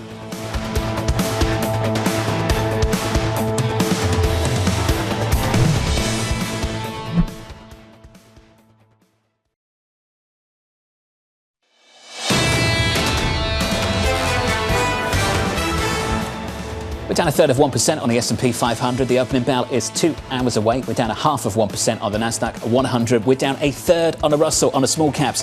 The leadership yesterday came from big tech, which was unexpected because yesterday morning, early on, we saw the Russell, the small caps ripping. The equity futures were up by something like 3 percentage points, and then things started to change. Bonds drifting lower, yields pushing higher, and the bond proxies on the S&P 500 started to underperform. How much is this buy the rumor, sell the news? And how much is this the beginning of something that's stickier, a trend where you do see bond yields in the long end start to creep upward? We won't know the answer. It does seem like today the mild, less underperformance in terms of the stock market is probably from the Russell 2000, and we're hearing plenty of people seeing a lot to like. That said, it really matters what the economy, how the economy shakes out. And that, I think, is what the bond market is depending on as well. Well, let's sit on the bond market and let's bring up treasuries together. We'll go through the 2-year, the 10-year and the 30-year. And I want to separate what's happening at the front end of the curve and what might happen at the longer end of the curve. The front end of the curve, this was Subhadra Rajapaksa of SocGen yesterday, anchored. Anchored because we have this very well-established reaction function at the Federal Reserve now. We won't respond to strong data. We will respond to weak data. So what happens if you get an upside surprise on something like jobless claims? You're not going to get a big move at the front end of the curve. The flexibility is all at the longer end. And this is why these Subhadra Rajapaksas of this world are looking for more flexibility at the longer end. High yields, steeper curves, driven by the long end. Not steeper curves just driven by the front end, but driven by the longer end, selling off and yields climbing on things like 10s. This is the argument for why money market funds could be a little bit stickier than some people think, simply because that front end is still offering value relative to the uncertainty there of the long end. Key question to me will be, is there a feeling that inflation is going to tick up? Is this going to be fiscally driven, the uncertainty around fiscal policy, and how much more volatility, actually, does this uncertainty about where we're ending, the sort of so-called elusive neutral rate, how much does that really get accelerated heading into the election? And I know, if AMH were here, she'd say, what about the election? And she's right. Right. This is actually one of the key points that people are looking at for volatility. Is it tradable right now? I think it's really, really difficult to trade on the election at the moment. That's the difficulty that people are having going into this. These campaign promises, they're huge. Every time there's a rally, the number goes up $1 trillion. How realistic are these campaign promises? I remember the piece from Goldman recently. You're looking at campaign promises, and then you look at the prospect of them becoming legislative reality, and it's very difficult to work out how much space there is between the two. And then you start looking at what's the alternative. I mean, that's the other argument, right? People who wouldn't necessarily go into bonds because they're concerned about the fiscal picture go into what? Stocks? Gold. I mean, this is sort of the key question. What's the offset to it? European auto manufacturers? So these are some of the questions that people have at a time where it's difficult to trade. Nonetheless, a question of where the overweight goes. What you're seeing is money into bonds and money into stocks, and basically everyone's calling it a day. And money back into the dollar as well. Let's finish on foreign exchange together. Dollar yen with a real breakout. It's a clean break of 144, 144.37. That currency pair on the session up by 1.2%. That's a weaker Japanese yen. I'll give you some numbers here. 2.5% is the move on the week. That's the worst week for the Japanese yen going back to January of 2024. January of this year. This has been a really painful week for the Japanese yen, and this one has been very volatile over the past few weeks. This was sort of consensus. People didn't expect them to hike rates at this latest meeting. That said, because of some of the rhetoric, it seems like people are pushing out their expectation for the next rate hike until the end of the year. How much did the Bank of Japan feel like they had some room to wait simply because of the strength that you saw earlier in the year in the yen. The fact that some of that weakness had been pushed back. And I guess that's one of the questions going forward. How much is that the sort of data dependency that they have? How strong or weak the yen is versus the dollar? That's the Bank of Japan decision. Let's talk about the Federal Reserve. Under surveillance this morning, Donald Trump calling the Fed's half-point rate cut a political move, saying a quarter-point cut would have been the right thing to do. This coming after President Biden said the rate cut was a declaration of progress, not mission accomplished in the White House just yet. What's the difference between declaration of progress and mission accomplished? I mean, isn't everything just progress towards something else? That's very philosophical. This is very deep, yeah. I'm not going to go there. 7:30, move on. This is something that's going to be interesting to see at a time where increasingly it's being politicized. We almost expected this. I mean, of course. It's sort of, at this point, what do we make of some of the political discussions around the Fed other than, Joe Biden saying that he hasn't met with Jerome Powell, even though he has? I'm not saying this is economically sound, but I did think that it was politically quite astute for the former president to say what he said when he said that the economy must be really bad or they're doing it for politics. It's one or the other. It's difficult to argue the politics of that on the campaign trail. I would argue with that, yeah, and I would say that sounds about right. And you saw that from other people who potentially might be Treasury secretaries under Donald Trump come out with something similar. Maybe the Fed knows something that we don't, and the economy is falling off a cliff. Otherwise, why would they exactly do this? I think it's politically savvy. A question of how much it actually resonates with people is a big one. And then he went on to say that inflation was dead. So, it's sort of, some wins, some losses. Politically savvy, but maybe not economically sound. But on the campaign trail, as we've seen from both candidates, often that doesn't seem to matter so much. Yeah, sort of consistency and relevance. I think that we're all getting ready for this to wind up too. 25 or 50 or the election season, putting it behind us and understanding what's going to happen next. November 7th is going to be fascinating. It really will be. Let's turn to this one out of China. Bloomberg reporting that regulators in China are considering removing some of the country's largest restrictions on home buying. A new proposal would ease restrictions for non-local buyers in China's largest cities. They keep moving the needle, or at least trying to, over in China. This, to me, is surprising, though, because they were trying to move away from something that people thought was a housing bubble. This was the one lever that they were using as a stimulus again and again over years, and they realized they had a problem and needed to move away from it. The fact that they're going back to this, to me, smells of desperation. The fact that they're not going to go toward direct subsidies, which they think are a cancer of capitalistic societies like the United States, and that instead they're going to go toward what they have done in the past that has led to cities that have been empty, is sort of a key question of how much they can really generate the kind of activity they're looking for. What was that phrase that homes are meant to be live in and not invested in? And it just feels like we're going to the latter again and not the former. It feels like the easy path out versus some of the harder paths that would go against some of the edicts that we've heard from Xi Jinping. This is another one of those things that it comes down to the election in 2025, and I've seen several economists make the connection. They've drawn a line between the two. They've basically said they're going to hold off on fiscal. Part of the reason is given what you said.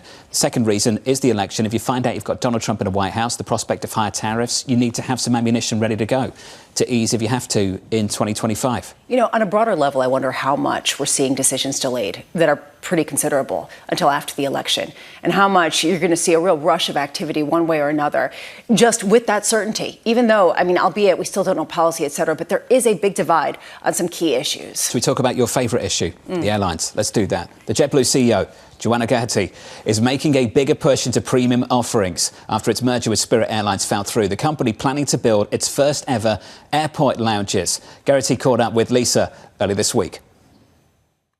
We've definitely had a number of challenging items over the last few years, a failed transaction, actually failed 2 transactions, but we're focused on getting back to the core, our roots. Going through a transaction can take its toll on an organization. It also creates a level of distraction, and so we're very much focused on executing our Jet Forward plan and bringing JetBlue back to what it was when we were founded, around bringing humanity back to air travel. Lisa, we've been talking about this airline for quite a while. This airline, to me, is a premium offering in a budget wrapper. And I've always wondered what they're going to do about the branding in the years to come. It hasn't happened, and I'm wondering if it will now. I'm not sure, because ultimately they're trying to get back to our roots of value. And if you look at where they are heading, it's often to vacation spots, and they're catering to a leisure customer. Even the lounges. JFK and Boston's Logan Airport are the first that are going to be unveiled. And then they're looking at Orlando and Fort Lauderdale, not exactly the business hubs that you would expect. So it's catering to someone who wants to upgrade their leisure experience, not necessarily compete with the Deltas and the Uniteds of the world. That said, there is a real tension here, a reality of the travel industry and frankly all industry, which is well-heeled customers can pay and the others can't. Margins are getting thinner. Workers are getting more expensive. The overhead costs are getting more expensive. How do you turn around a profit that has been elusive for this company going back to 2020? I'm sure you talked about the failed transaction with Spirit. Do you get the sense that's turning out to be a blessing in disguise, given the strategy now? Did not say that. We didn't necessarily go into to. that. It does sort of highlight the inability and lack of certainty around transactions, and the fact that she said it takes a toll on organizations, and that they're moving forward with trying to lean into what their strengths are and potentially expand and monetize some of those issues. Credit cards, a key aspect of that, and these lounges can be paid for individually, not just as part of some sort of loyalty program. Interesting. So they might be quieter, not as busy as maybe some of the other airport lounges. That was something we discussed. Delta. Anyway, let's park that. It's a wonderful exchange. Check it out on Bloomberg.com and on the Bloomberg terminal to watch that in its entirety. Let's talk about Nike. Shares rising in the pre-market. The company ousting CEO John Donovan and bringing back longtime executive Elliott Hill to try and turn around the struggling brand. Nike slashed its revenue forecast in December, losing ground to competitors including Adidas, On, and Hoka. Pudam Goel of Bloomberg Intelligence joins us for more. Pudam, that stock is up by 7%. Is that stock up now? This is difficult, I know, because the other guy's gone or because of this new guy? I think it's because of this new guy. This new guy has 32 years of experience at Nike, so clearly a veteran who knows the DNA of Nike, and he can bring, hopefully, Nike back to what it was, focusing on sports, focusing on performance, focusing on the core, the product of Nike, which makes Nike what it is and really differentiates it from the competition. What have they done wrong that Adidas and On and Hoka have done right? Well, it goes back to what he did as soon as he joined back in 2020, where he basically pulled out of wholesale. So when you think about the American consumer and where they can get Nike and how prevalent Nike was in their minds, it was because it was everywhere they went. If you went to a Foot Locker, it was predominantly Nike. Now, if you go to a Foot Locker, it's Hoka, it's On, it's Adidas, it's Nike. They're balanced, so the consumer has more choices. So that was a big mistake. And yes, they've pulled back to come back into the wholesale channel, but still, others have taken share. So now what? Now it's back to the product. They have to prove that they can have innovation and they can compete with these newer launches of other competition. Poonam, I've been struck this year by how many executives have been pushed out or forced to resign in some capacity, particularly in the retail sector. What do you make of that? I mean, pretty much across the board, we've seen an increased level of these at a time where companies are trying to go back to their roots. Well, part of it is cost cutting, right? So since the pandemic, there's been a bigger focus on profitability. In that process, there has been more turnover and more executives have left. Part of it is also new management, right? Many companies have had new management, new styles of working, and when things don't connect, there is going to be a fallout. So it's a combination of the two that I think has caused all of this. How much does this also have to do with the fact that higher yields, and I don't want to go back saying it's all about 25 or 50 with the Federal Reserve, but how much has to go to the fact that you actually have a borrowing cost? That suddenly there is this sort of gut check about your ability to survive at a time when you can't just borrow your way out? Well, I'd say that's the case for smaller, younger companies that don't have a big cash balance. But for companies like Nike and Amazon and others, that shouldn't be a factor on how you make your decisions to invest into the future. So I think healthy balance sheets, it's not a concern. Got to leave it there, Poonam. Thank you. Poonam Goel there on Nike. Nike up by almost 7% at the pre-market. The hope here is this is the beginning of a turnaround after missing a massive growth area, which was really something they should have dominated given it's the roots, the fabric of this company. Yeah, and it's the reason why people are celebrating maybe this return. Comment from a viewer. First you were in Shogun and now you're pronouncing Adidas like you're European. You have no shame. You know what? I heard the same thing. I used the Adidas, which is the American pronunciation, and then you went with the European, the German. That was deliberate. That was trying to correct you. To basically say, come on, if you're going to do the American version, I'll do the European version. When I say aluminum, do you know how much criticism I get? Yes, I do. From people back home. It's like a list of messages just pop up like that. Aluminium. Adidas. OK, let's get you an update on stories elsewhere this morning with your Bloomberg Brief. Here's Danny Berger. Hey, Danny. Hey, John. Israel carried out extensive airstrikes across southern Lebanon yesterday, calling it a new phase of its conflict with Hezbollah. It follows two deadly operations in the region in which pagers and other communication devices were detonated. Hezbollah Secretary General Hassan Nasrallah is promising retaliation against Israel. Prospective OpenAI investors will find out today whether they'll be part of the latest funding round. That, according to people familiar. One of the people said that the $6.5 billion round is oversubscribed by billions. Several strategic investors that may get access include Microsoft, which is already its biggest backer, along with newcomers NVIDIA and Apple. OpenAI declined to comment. The Telegraph reporting about big changes coming to Wimbledon. The All England club is set to get approval to build 39 new grass courts. The development would involve the creation of an 8,000-seat stadium just across from the existing Wimbledon site, delivering $37 million of annual benefits. And that's your brief. John. Hey, Danny, thank you. Appreciate it. More from Danny in 30 minutes' time. Up next on the programme, price for perfection in the bond market. We still think that the market is overpricing cuts for next year. From here on, they're going to be very deliberate and data dependent. Matt Hornbach, Morgan Stanley, up next.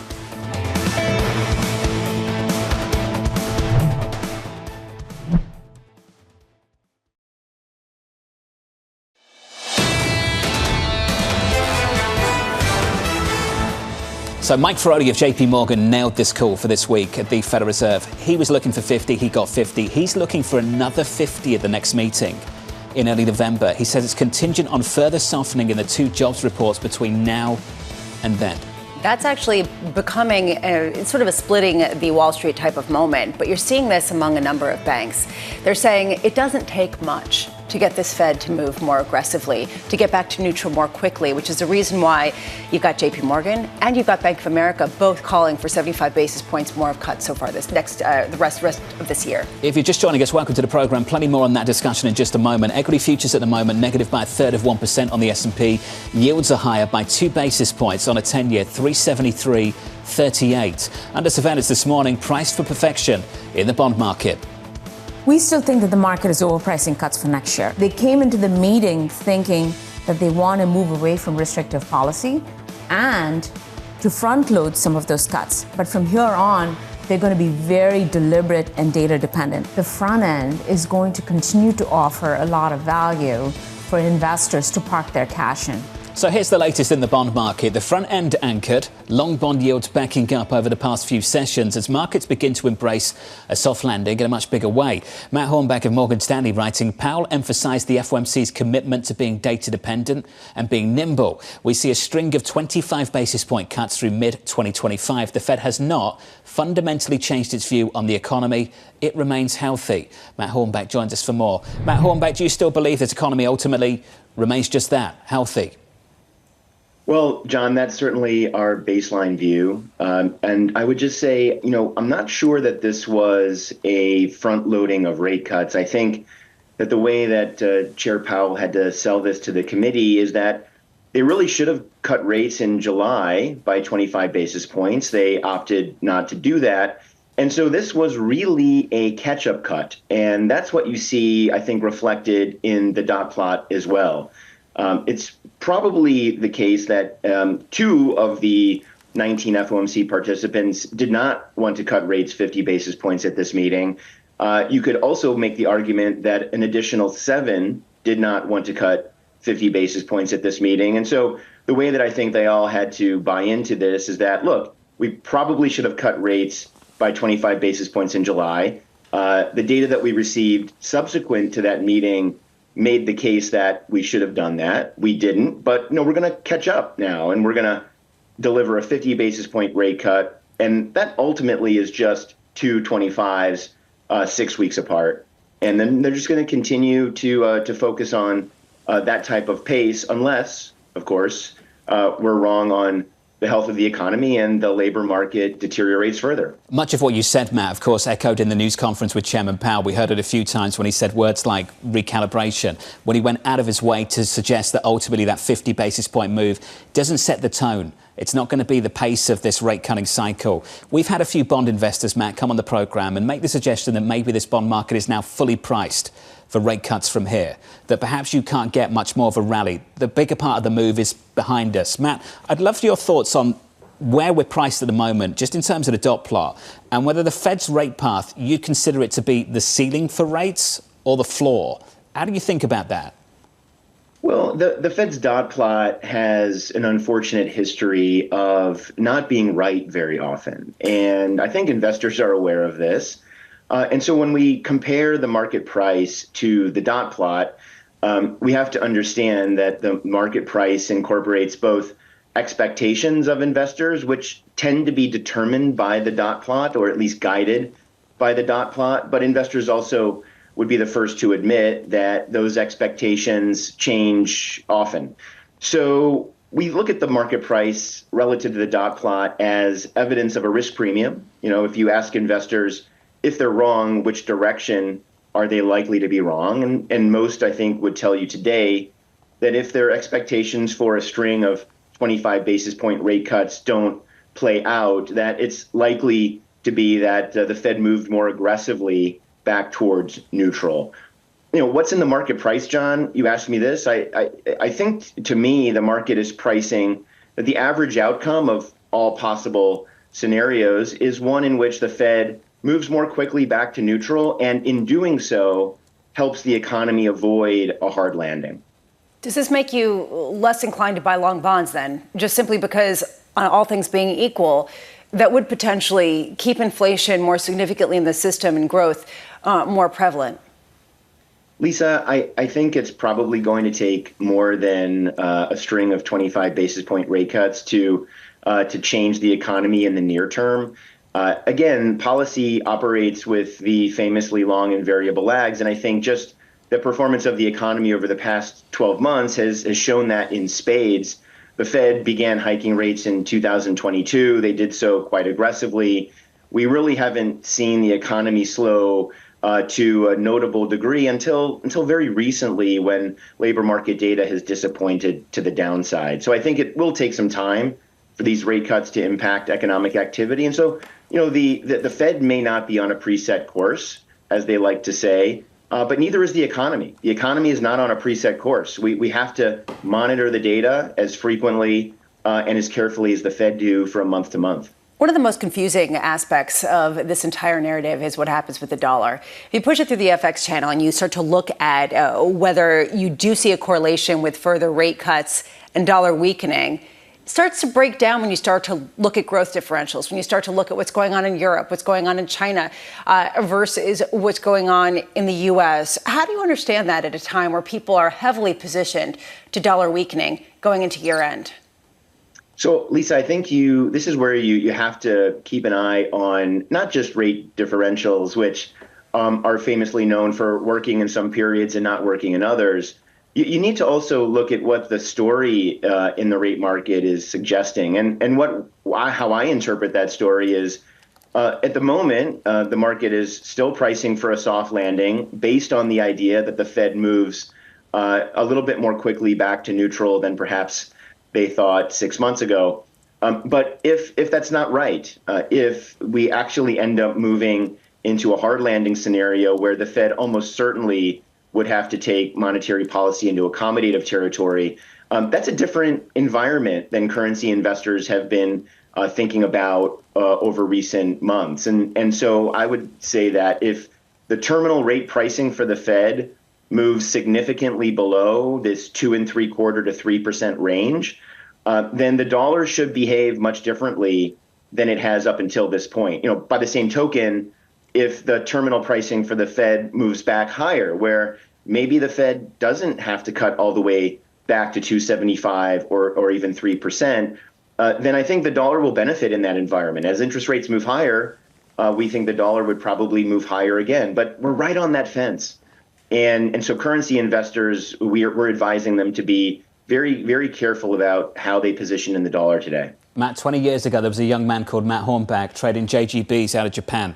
Can we finish on Japan and dollar yen?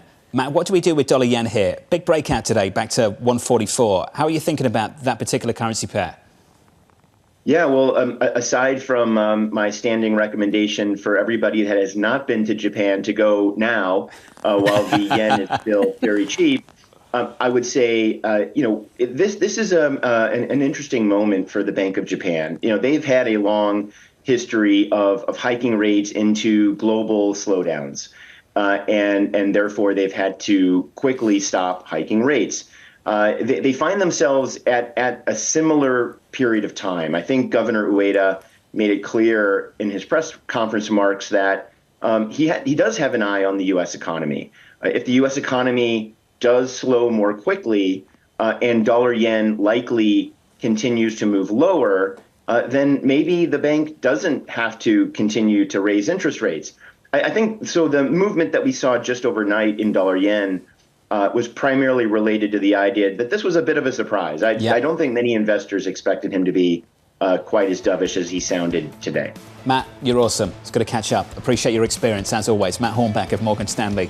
Just on dollar yen at the end there, 144.28. Up next on the programme, we'll catch up with Sam Stovall of CFRA. We'll speak to Christian Wetherbee of Wells Fargo, Veronica Clark of Citi, and Tom Becker of BlackRock. The third hour of Bloomberg Surveillance, just around the corner.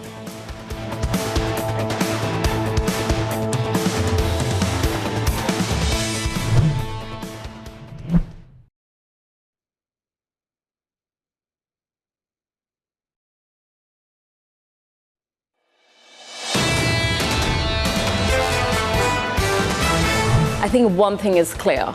This is a Fed that is willing to surprise the market. Trend lines here are still a bit disconcerting, so I think it makes every sense in the world for the Fed to start cutting interest rates. The other takeaway is that the bar for moving rates lower is not that high. From here on, they're going to be very deliberate and data dependent. Let's see people move away from this Fed narrative to where's the economy, what do earnings look like, and I think that's going to be okay. This is Bloomberg Surveillance with Jonathan Ferro, Lisa Abramowitz, and Annmarie Hordern. That really is the next 6 weeks. It's about the economic data and it's about the earnings going into the election in November and that big Fed meeting on November 7th. From New York City this morning, good morning, good morning. The third hour of Bloomberg Surveillance starts right now. Coming off the back of all-time highs on the S&P 500. Equity futures pulling back just a touch all morning. On the S&P, on the Nasdaq, on the Russell, we're down by anywhere between 2 and 0.3%. There's a big debate on Wall Street right now.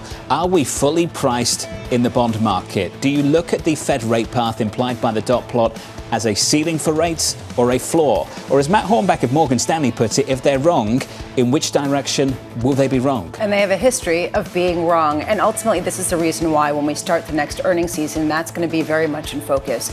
Right now, people want to hear what companies have had to say. You talk about the knife's edge and the lack of clarity that you've seen in a lot of the economic data. Frankly, when you talk to executives of big companies, they have the same lack of clarity. What is your biggest question? They say which direction the consumer is going to fall in, because right now you've got mixed signals on both sides. So FedEx, mixed signals. Did you get anything definitive out of a move seeing FedEx down by more than 13% in the pre-market? I see a definitive move for FedEx in terms of the macroeconomic implications. Really, the key question for me is how much are they losing market share and, frankly, the ability to charge more for faster shipping to the likes of Amazon, to others. You know, how much is this a sort of secular economic story versus a specific competitive one? Typically, this has been a macroeconomic story. So the fact that people are sort of shrugging this off, maybe this sets the tone a little bit, but for the most part, people are kind of not considering it with the same kind of clout that they might have in the past. In the middle of October, we'll get bank earnings, kicking off with JP Morgan, I think, on October 11th. And a big question we've got after conference season, will we be talking about interest rate risk at these banks in the other direction, or will we be talking about credit risk, given what we heard from Ally Financial at the Barclays Global Financial Services Conference? Which it is matters a lot for the sort of read through to markets. If it's interest rate risk, okay, net interest income going down because yields are going down, not going to necessarily shake the needle when it comes to the larger market read through.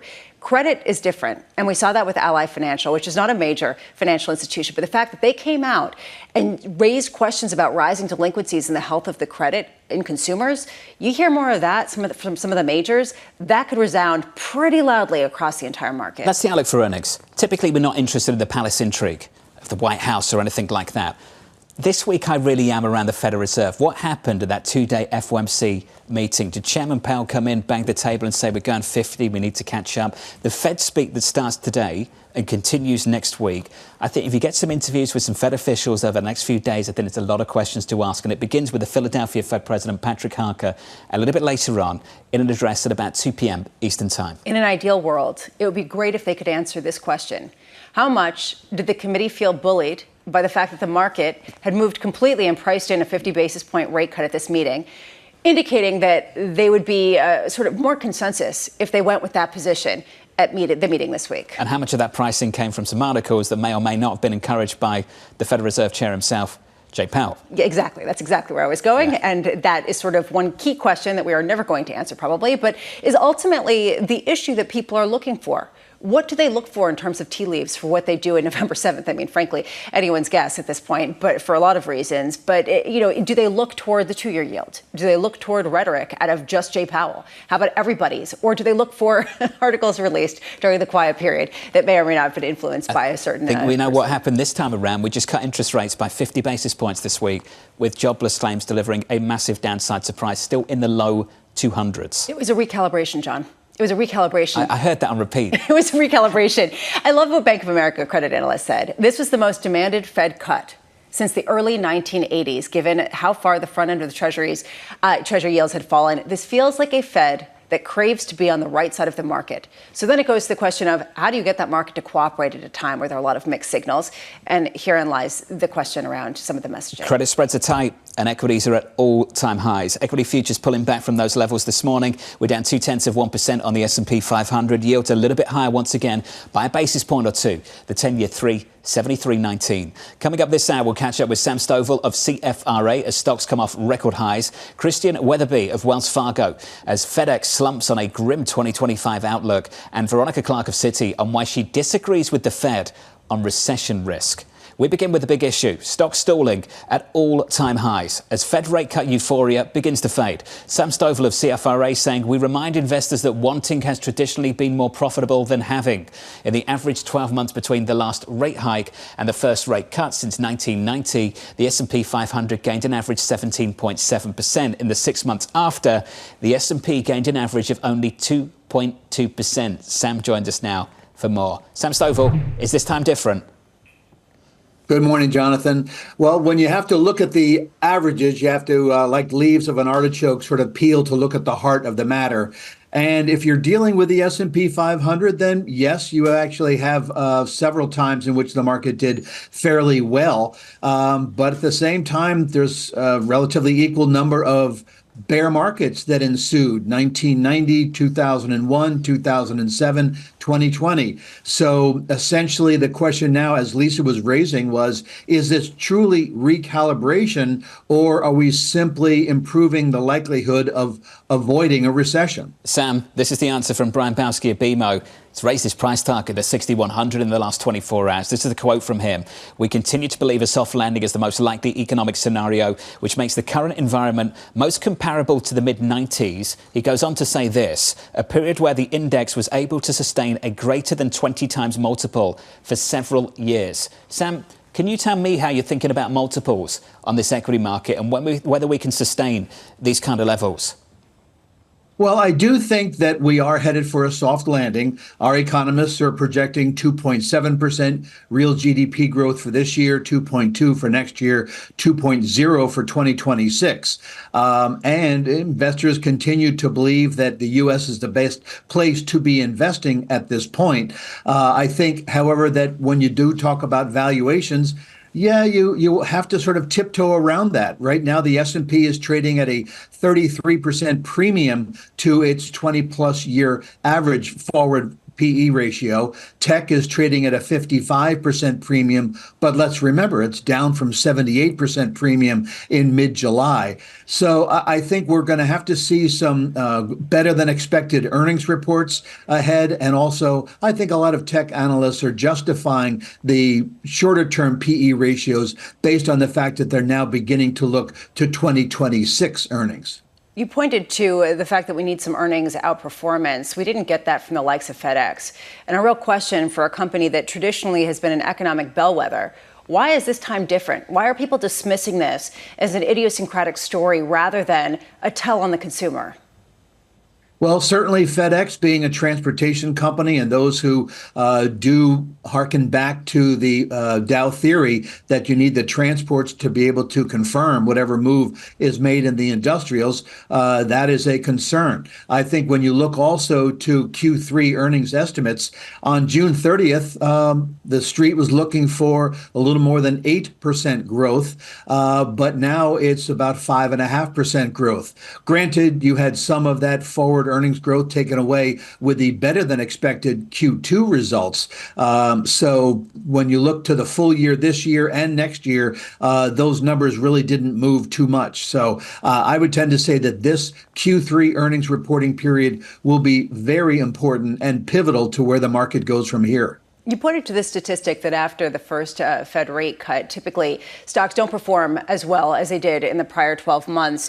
And this is one of the key debates that we've heard from a lot of people who've come on the show, which is essentially, do you go longer into stocks than bonds, or do bonds hold more value in a cutting cycle, especially when usually it comes with some economic weakness? Where do you fall on this?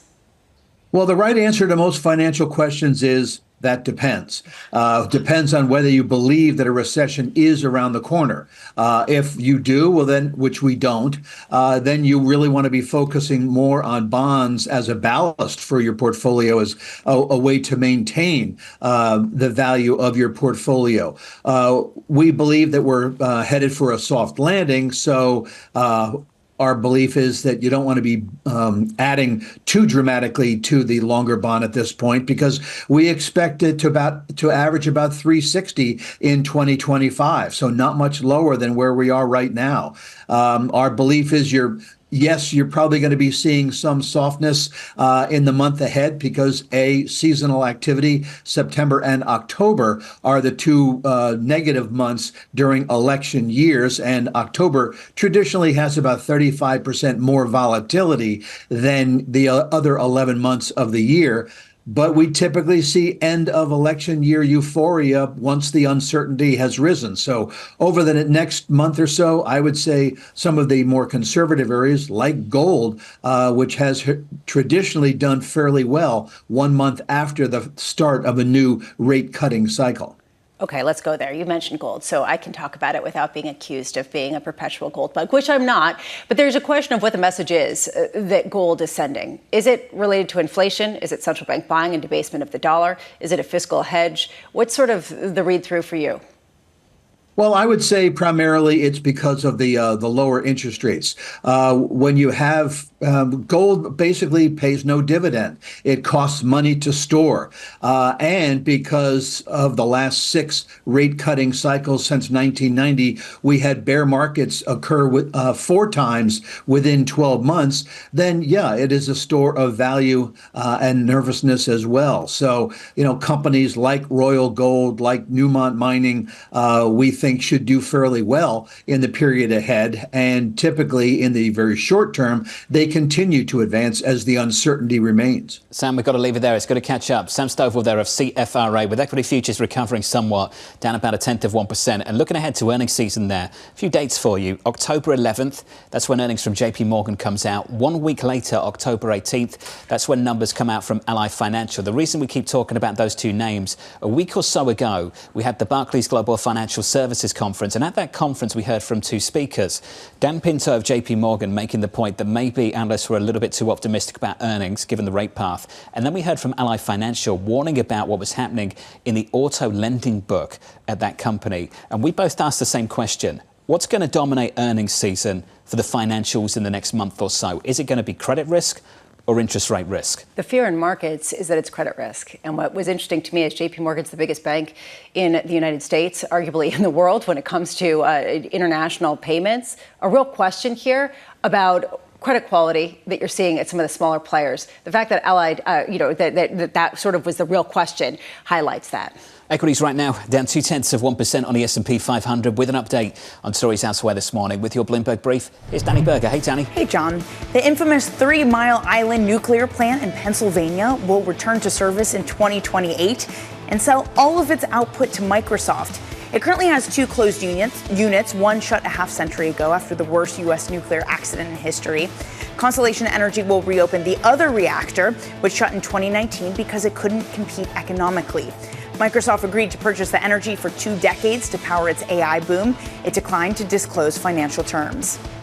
The Harris campaign is returning to Hollywood for its latest media event. The vice president held a town hall in Michigan that was hosted by Oprah Winfrey.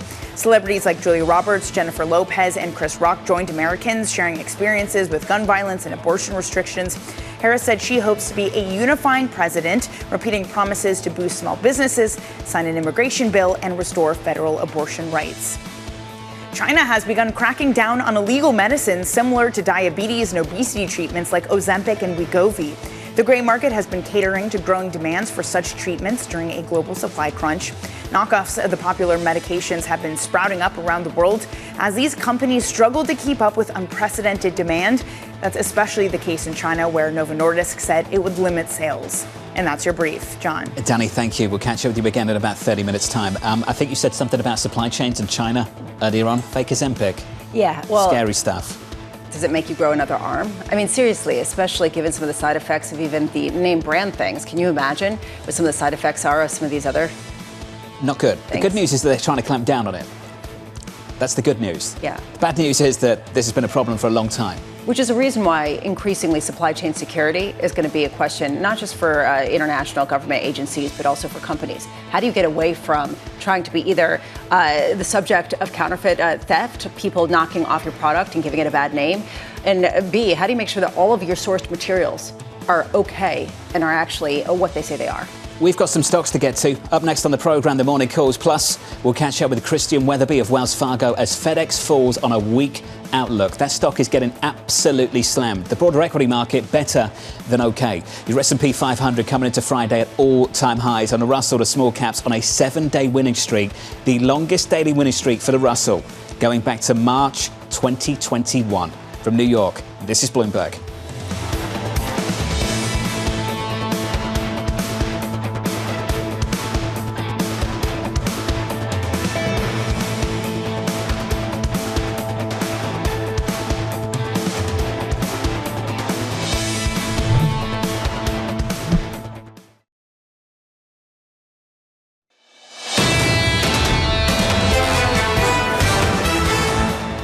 We are 1 hour, 12 minutes away from the open and bound. The cash open just around the corner. Equity futures pulling back just a little bit. No drama all morning. We're down just 0.1% on the S&P 500. Let's get you some morning calls. First up, B. Riley initiating coverage of Snap with a neutral rating, seeing brand advertising as an overhang on growth. That stock is down just a touch by 0.2%. Next up, Baird raising its price target on Nike to 110, expecting shares to benefit from a change in the C-suite.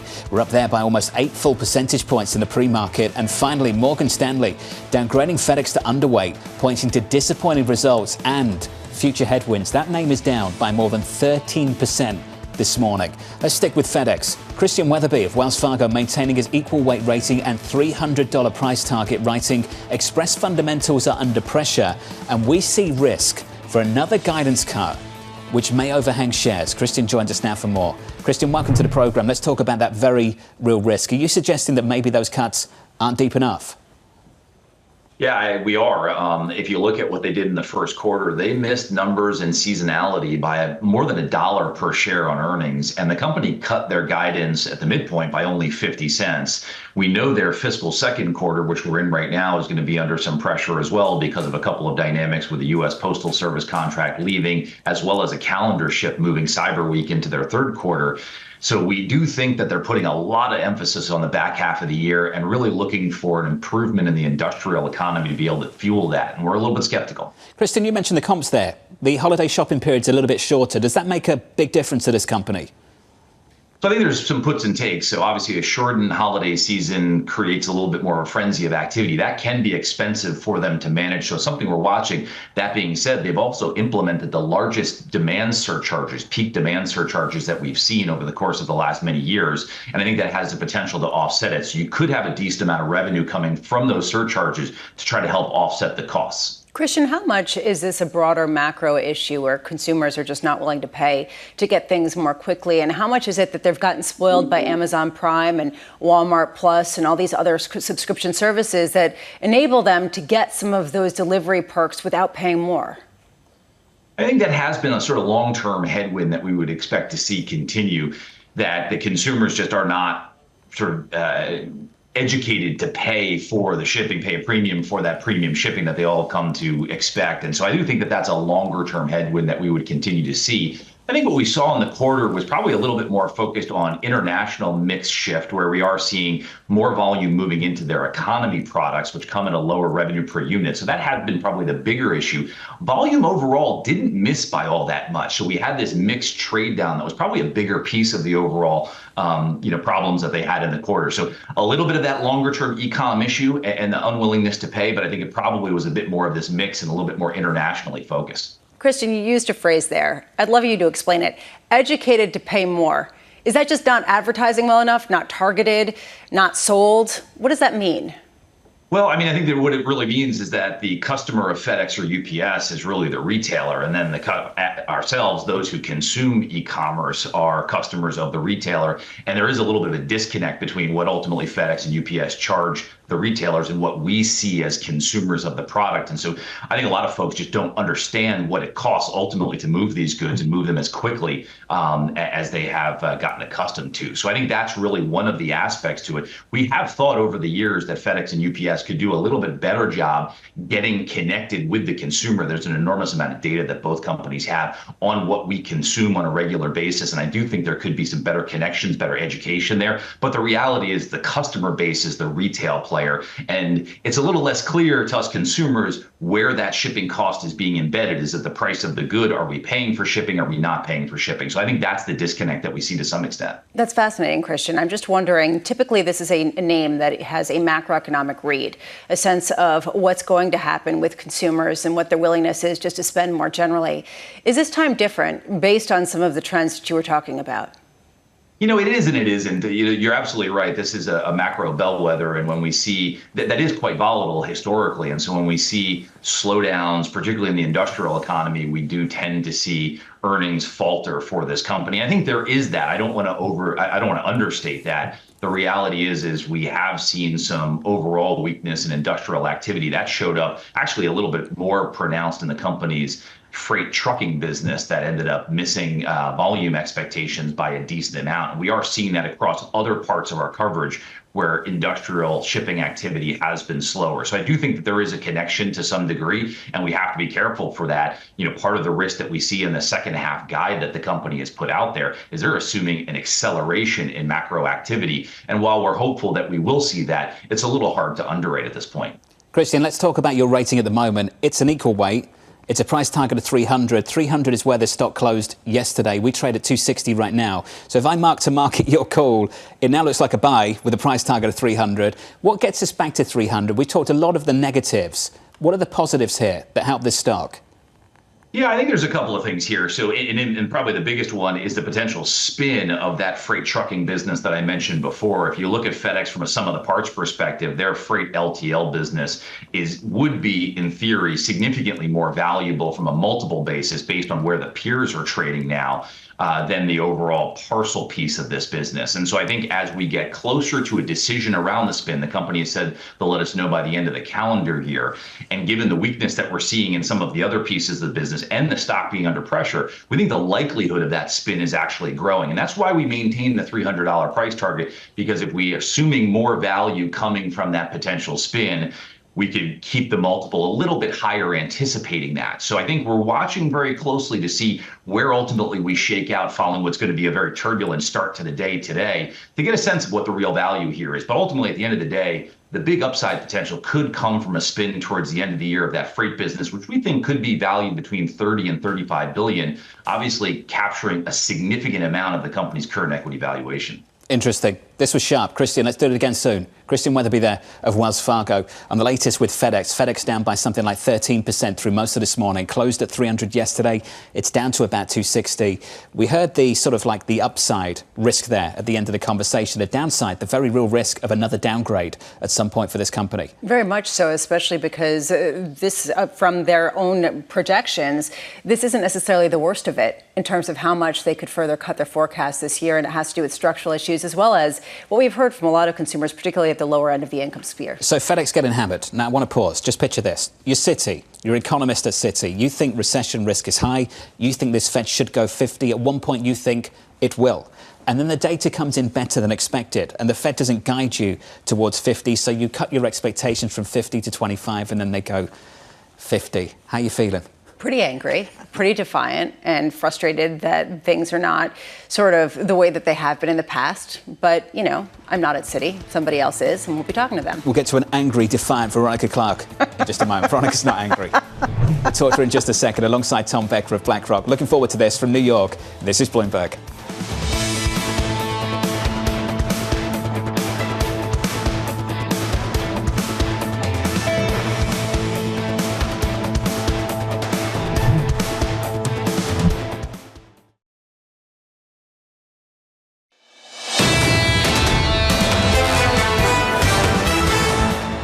60 minutes away from the opening bell, and equities pulling back just a little bit. We're down 0.1% on the S&P 500. On the Nasdaq 100, down by 0.2%. The Russell, the small caps, on a 7-day winning streak into Friday, pulling back just a little bit. As we count you down to that opening bell, let's get you some morning movers. Let's get across to Manus Cranny. Hey, Manus. Jonathan, good morning to you. How to put the whoosh back into swoosh. That is the moniker for Nike, shuffling the top tier. Elliott Hill is coming out of retirement. This man knows sneakers to his soles. Donovan is out, so this is about bringing back a veteran that knows how to get stock back on the shelves, back where the customers can get eyeballs on the product, because that is, some would say, go read The Big Take. Brilliant piece. That is part of the mistake that Donovan made. He went all about supply chain, all about Bain Consulting narrative, and perhaps just missed a beat in terms of what you've got to do. And it let the upstarts of Hoka and Brooks get onto the shelf. So we've got a nice sort of bid tone to that. You spent time on FedEx. I'm not going to linger too long on it. The stock is down 13%. You've heard from Wells Fargo there. They're still honing their $300 call on the stock, and this is potentially on the spin out of the freight business. But the question you must ask yourself is this: is the drop in business to business in the United States, which is the real issue in this stock this morning, in other words, down by 3%, is that just cost cutting, or is it a real canary in the coal mine? Now, when it comes to builders, it's a hot political issue. I thought we'd take a look at this stock, Lennar. Now, this stock is up 29% through to the year. Strong deliveries, strong orders, mortgage rates at 6%. How much of that good news is already in this price, John? The bottom line for this economy is about housing affordability. And I won't ask you whether you have your Panda Nikes. I just want to work out who wrote the puns for you, Manus. Are they original quotes? They are all original. We can patent that. Manus Cranny, appreciate it, buddy. Have a good weekend. Thank you. Nike with a nice run in early trading. Putting the swoosh or the whoosh back into the swish. And then back into the sole. Yeah. I know. He knows it from his head to his soles. Wasn't that a beautiful thing? It was gorgeous. Manus Cranny, just poet. Absolute poet. Let's talk about rates. The rate cut euphoria is fading as markets begin to wonder about underlying economic weakness. Veronica Clark of Citi saying Powell paid a 50 basis point rate cut with an emphasis on the low level of the unemployment rate and confidence on the path ahead. We disagree with the view that recession risk is not elevated. A continued rise in unemployment will likely have them cutting faster than their dots imply. Veronica joins us now for more. Veronica, good morning. Good morning. This is not going to be a therapy session. Don't worry. I'm not going to make it that. I won't insult you with that. But I do want to talk about how you and the team thought about this on Wednesday. And for our audience who might not be familiar with the work that you and Andrew do, you were out front on the 50 basis point call. You said it was data dependent. The data came out. The data wasn't bad. And you changed the call again back to 25. What were you thinking when that dropped on Wednesday? Yeah, it's been a crazy couple of weeks. We did change our base case for Wednesday back to a 25 basis point cut after we saw CPI a week ago, stronger, details, stronger shelter inflation again. We were thinking maybe that was the easier compromise for the hawks who are still concerned about inflation. But I think on Wednesday, of course, when we got the 50 basis point cut, it is definitely justifiable based on the weakening of the labor market. And we did learn that, Fed officials are kind of dismissive of stronger CPI. Chair Powell was very dismissive of that stronger shelter reading, just expecting that will slow. And it is really the labor market that matters. It's an important lesson for us all. So talk to us about what you'll be looking for between now and November 7th. What will guide the ultimate call for you and the team? Right. Well, we'll have 2 monthly employment reports. So that's, of course, payrolls and the unemployment rate. Those are really the most important, of course. Watching, all the labor market data, weekly initial jobless claims. But we do think this is a weakening labor market. We've seen that more pronounced in the last 3 or 4 months. Of course, that's what got us to the 50 basis point cut this week. I think that trend will continue. I think we'll see more weakness in those 2 employment reports, and it's another 50 in November. This, to me, is a really important point, that you think that it's going to be just as aggressive going forward because of the weakness that we see. There's been a real question around just how well this transmission mechanism of the Fed policy can actually help support the economy. Do you think that, given the reaction to this latest Fed meeting, that will help stave off some of the weakness that you're expecting to see? I don't know. I mean, a couple months ago, the narrative was that the economy is so strong and the Fed doesn't have to cut because of that. And now we're saying the economy is strong because the Fed is cutting. But what's changed in that period is the labor market data have weakened, and it just seems like that trend will continue. These things are really hard to prevent. Once you do get rates, substantially lower back to neutral, I think that, or maybe even a bit below neutral, I think that can, re-stimulate things, but we're still a long ways from that right now. Paul Donovan of UBS earlier said they don't know anything that you don't know. So don't stop thinking that. It's not like there's some kind of sort of feeling underneath this fear of a recession on the Fed committee. How much do you think that that's true? I think there may be a bit, or at least maybe Powell is a bit more worried than he's letting on. I mean, we are all looking at the same data, and he is looking at falling hiring rates like we are.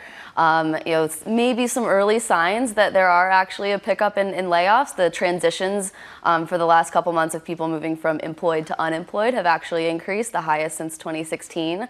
And I think he's worried that once you do see large, clear signs of layoffs, that's when it's too late. You want to get ahead of that. I'm going to take this conversation to the edge of ridiculous, but there were times, I'm going to read the body language now, forgive me.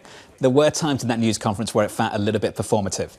It felt a little bit forced, the confidence, things are great, ignore the 50, the size of it, this is a recalibration, things are good. Okay. Did you not feel the same thing? Yeah, no, I felt the exact same thing, right? Because there was, in previous times, in previous news conferences, he was less practiced.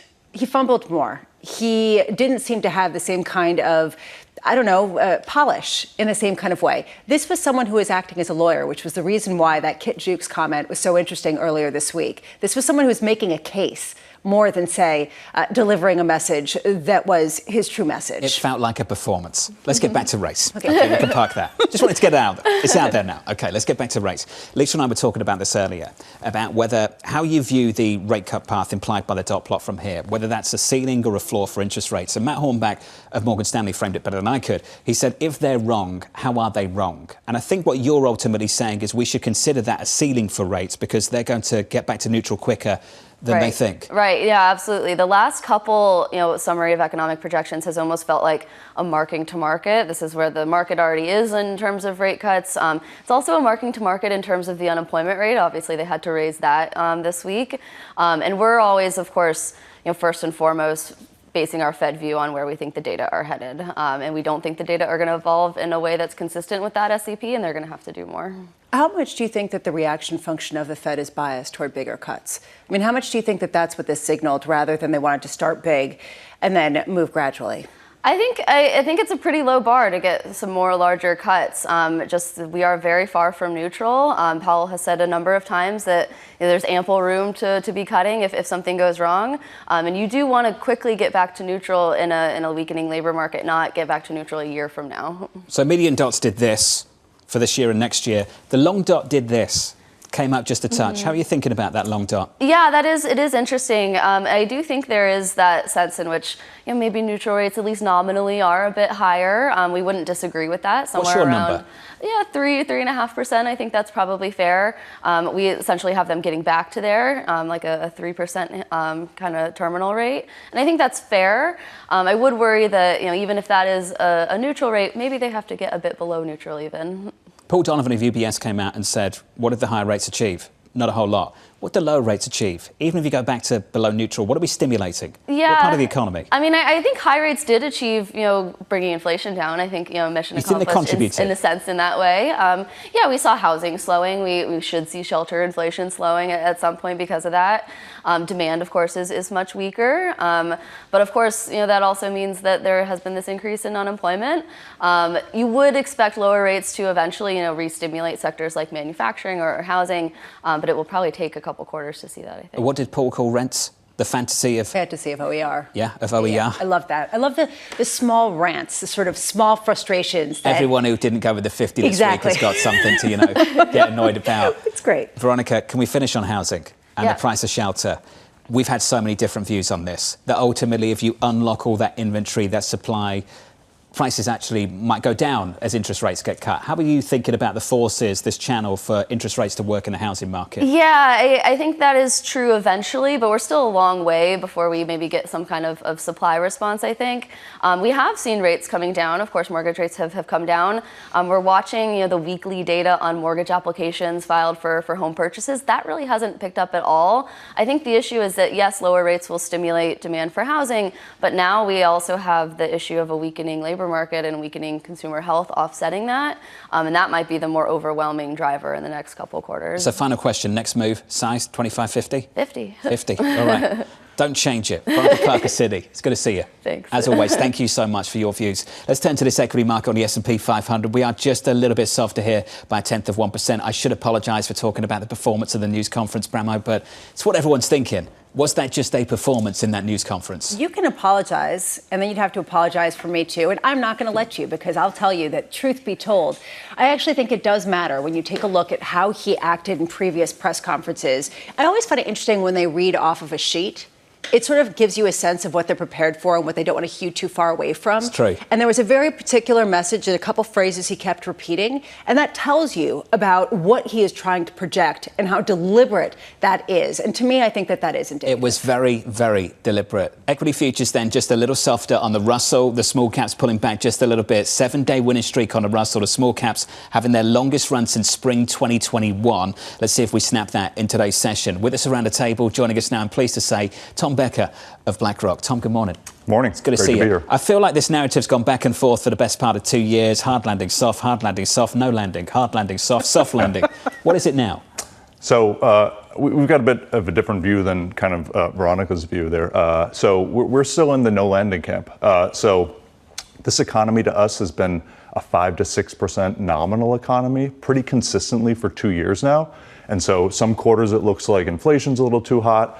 Then another quarter growth's a little bit hotter, but you've been trading off with this economy kind of operating in this notably higher nominal kind of range than it was pre-pandemic. We think that's set to continue. The economy is much less interest rate sensitive than it was pre-pandemic. People termed out their mortgages. A lot of the spending that we're seeing in industrials is coming from kind of a guns and butter 2.0, what we're calling kind of, this fiscal policy, reindustrialization, onshoring, nearshoring. That stuff is driving kind of interest rate insensitive spending back into the economy. And we think the consumer is actually really well set up here. They've got household balance sheets in really good shape in terms of wealth. They're earning much stronger wage growth than they were kind of pre-pandemic. This is like 1990s type wage growth. And so that sets them up really well with interest income coming back into their flow. And we think inflation's settling now in a 2.5 to 3% range.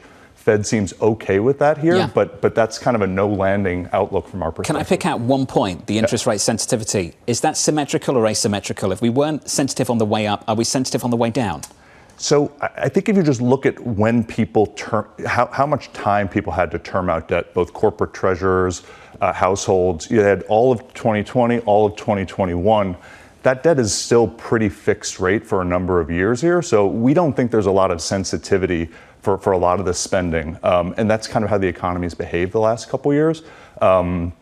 So we think that's kind of set to continue. There are pockets of weakness, and I think a 50-point basis cut definitely is going to bolster those parts of the economy that have been a little bit more. But overall, the economy is performing like it doesn't really get impacted by kind of these swings in rates we've had the last couple of years. I want to put that on a reel.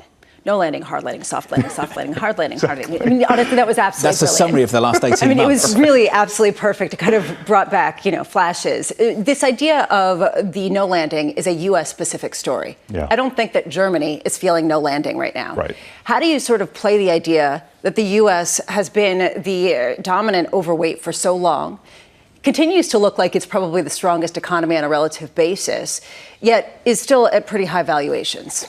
Yeah, sure. So I think you picked on the poster child of kind of the weak man of Europe. If we look broadly across Europe, the periphery is booming. Periphery hasn't looked this good in decades. So look at Italy, look at Spain. They're doing great. Canada lagging a little bit more. Canada's more interest rate sensitive. Germany's more Russia and China sensitive. So you definitely have economies that are a little bit weaker, but their nominal growth is higher too. Their wage growth is higher too. And so you've got developed markets with all-time tight labor markets. We think the U.S. labor market's much tighter than kind of, maybe this recent rise in unemployment, begets. But you've got kind of Japan kind of firing on all cylinders, strong CPI data overnight. In the totality, we think Europe looks pretty robust. And the valuations there and the positioning are light. And so we're a macro tactical team. We look for kind of opportunities where the narrative is negative, where people are focusing on Germany, but maybe missing that the periphery and the rest of Europe look better. And so over the summer and then more recently, we've been stepping into kind of tactical longs outside the US. So agree with you completely. So like the US does look well held, overbought. Every time people kind of step out and go into foreign markets, there's a French election, or there's like the kind of the bungled press conference in the BOJ, and they're like, let me just go back to the US. We think that creates opportunity and creates kind of pockets of good pricing for us to kind of step into these strong global companies and strong indices. No one's listening. Is it just that you look to go to places that you actually want to go to, that sort of are fun to go to? I feel like that's part of it. I've been to Japan 10 times. I've been to Greece to check out their beaches and been invested, I mean, is that basically what people are doing? I think Americans have been spending in those places. So we just did a podcast on Taylor Swift era's effect in Europe. Go on, tell us about it. You've got kind of countries like Sweden where they had all-time high month-on-month services inflation just because she did 3 shows in Stockholm. So, and that's a lot of Americans flying over because they're like, oh, it's cheaper than going to the Meadowlands. And so I think that there is this. People are spending differently. People are not behaving like they think their jobs are in danger. And I think the income, this last labor market report, you can say, oh, look, the trend the creation of jobs is a little bit lower.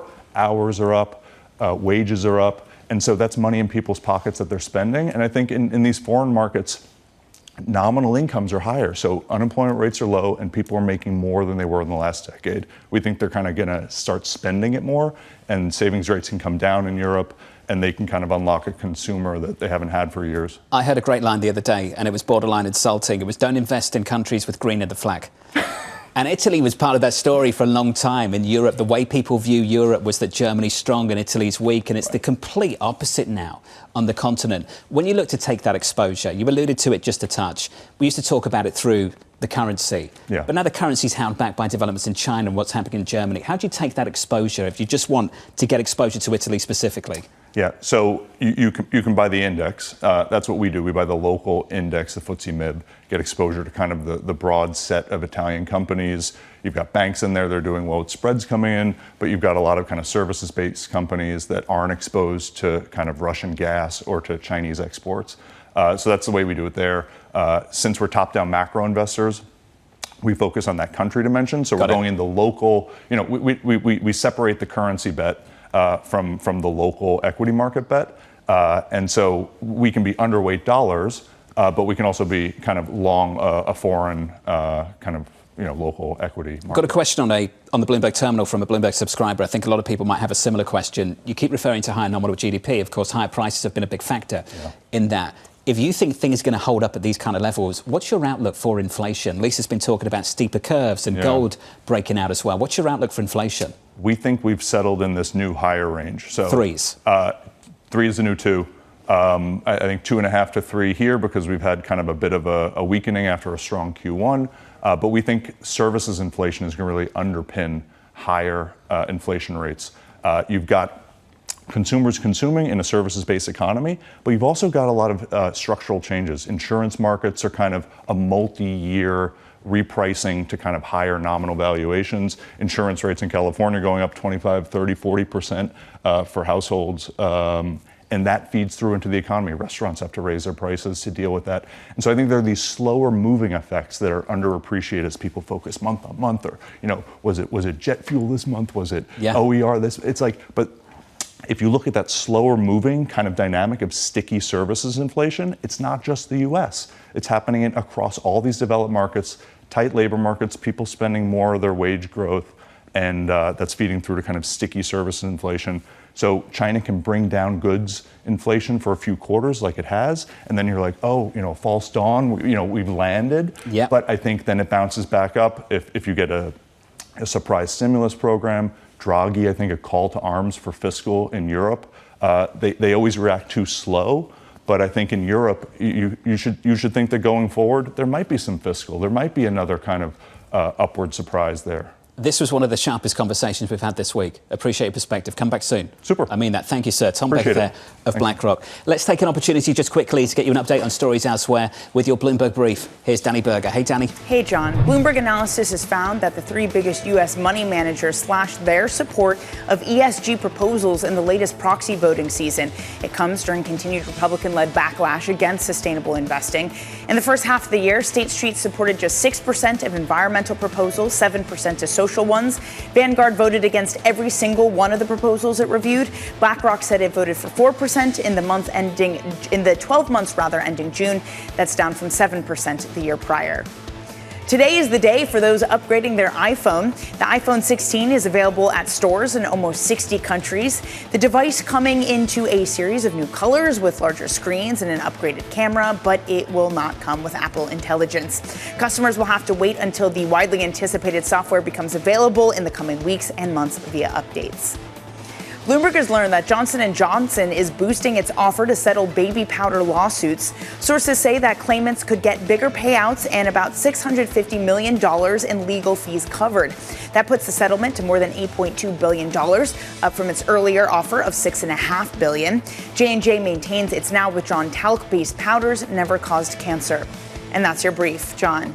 Danny, thank you. Appreciate it. Have a wonderful weekend. Up next on the program, we'll bring you the day ahead and the week ahead, and we'll catch up with David Westin on a brand new Wall Street week. Don't miss it. It's up next.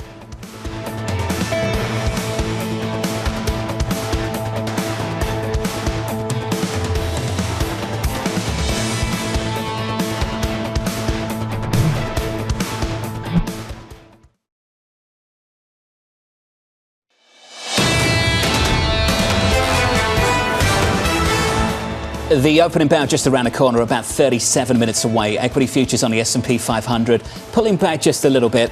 Here's the trading diary for the rest of today and going into next week. Fed speak picking up at 2 p.m. Eastern with Patrick Harker on Monday. We'll hear more from Bostic, Goolsby and Kashkari. Plus, we'll get some data for you, some S&P Global PMI data on Tuesday, consumer confidence. On Thursday, we'll get another round of jobless claims, and next Friday, PCE and UMich consumer sentiment. Coming up later on today, do not miss this, the premiere of the new Wall Street Week at 6 p.m. Eastern on Bloomberg TV. David Westin telling stories of economics, business and financial markets, including Ford's challenge to stay competitive in the EV space. I worked for Toyota for a couple decades. I've never seen a competition like this. They have full sponsorship of their government. The government bet on EVs before anyone else in the world. They are the largest market in the world, and now they're the most important market in the world. With us around the table, David Weston, the host of Bloomberg's Wall Street Week. David, good morning to you, sir. Thanks for having me. Fantastic launch. Congratulations. I know how much work goes into this. Walk us through the changes and what we can look forward to on this front. Yeah, well, what we're doing basically is turning it from a pure interview program into one telling stories and using interviews to tell the stories, but also other information and narration. And that was Jim Farley, of course. We went out to Detroit to tell the story of the auto industry. And what he was talking about, that competition, he saw it in the 80s in Toyota in Japan. Now it's Japan, which is in China, which is a much bigger challenge for them. What's the biggest surprise that you found out as you reported out the question of how the narrative is not exactly the reality? Well, it's the biggest challenge for me, and maybe I wasn't paying attention, was the EV story is two different stories, a consumer story and a commercial story. Because the consumers are starting to get a little bit suspicious or skeptical of EVs and why do I need to buy these things? Not true on the commercial side. They've got a big commercial operation at Ford called Ford Pro. We interviewed Ted Cannis, the head of that, and that's going gangbusters. They can't keep up with the demand because if you own a fleet of vehicles, you make money through having the EVs. When you're a consumer, you're not making money by buying an EV versus an internal combustion engine car. So is it range anxiety versus a business proposition? It is. Business proposition means, as I say, you'll make money because you have all these vehicles. You can monitor where they are, where they're going, where they should be going, when they need maintenance. If you're a consumer, then you're right. Then you're worried about, okay, if I drive across the country, where am I going to charge this thing? Are there going to be charging stations there? You're not sure. So it's a much more challenging proposition for consumers. Are you happy you don't have to wake up at this time anymore with me? And I loved waking up with you at this time. Wasn't that brutal? 3, 4 o'clock in the morning. Yeah, David, this is a better gig, believe me. Yeah. David, thank you. Good Thanks luck for with the having launch. me. Thank you, sir. Just fantastic work, as always. Bloomberg's David Weston. You can watch the premiere of the new Wall Street Week tonight at 6 p.m. Eastern Time on Bloomberg TV. Also coming up a little bit later, Anne-Marie's interview with North Carolina Governor Roy Cooper. Look out for that at 3:30 Eastern Time. Coming up on Monday, Dan Morris of BNP, Ed Yardeni of Yardeni Research, Liz Young-Thomas of SoFi, and Pooja Sriram of Barclays. It is the end of the week dominated by 25 or 50. You feeling good about that? I'm feeling good about that. Now on to earnings. I'm glad that it's Friday. Come on. Who are we kidding? I think we all are. Have a wonderful weekend from New York City. This was Bloomberg Surveillance.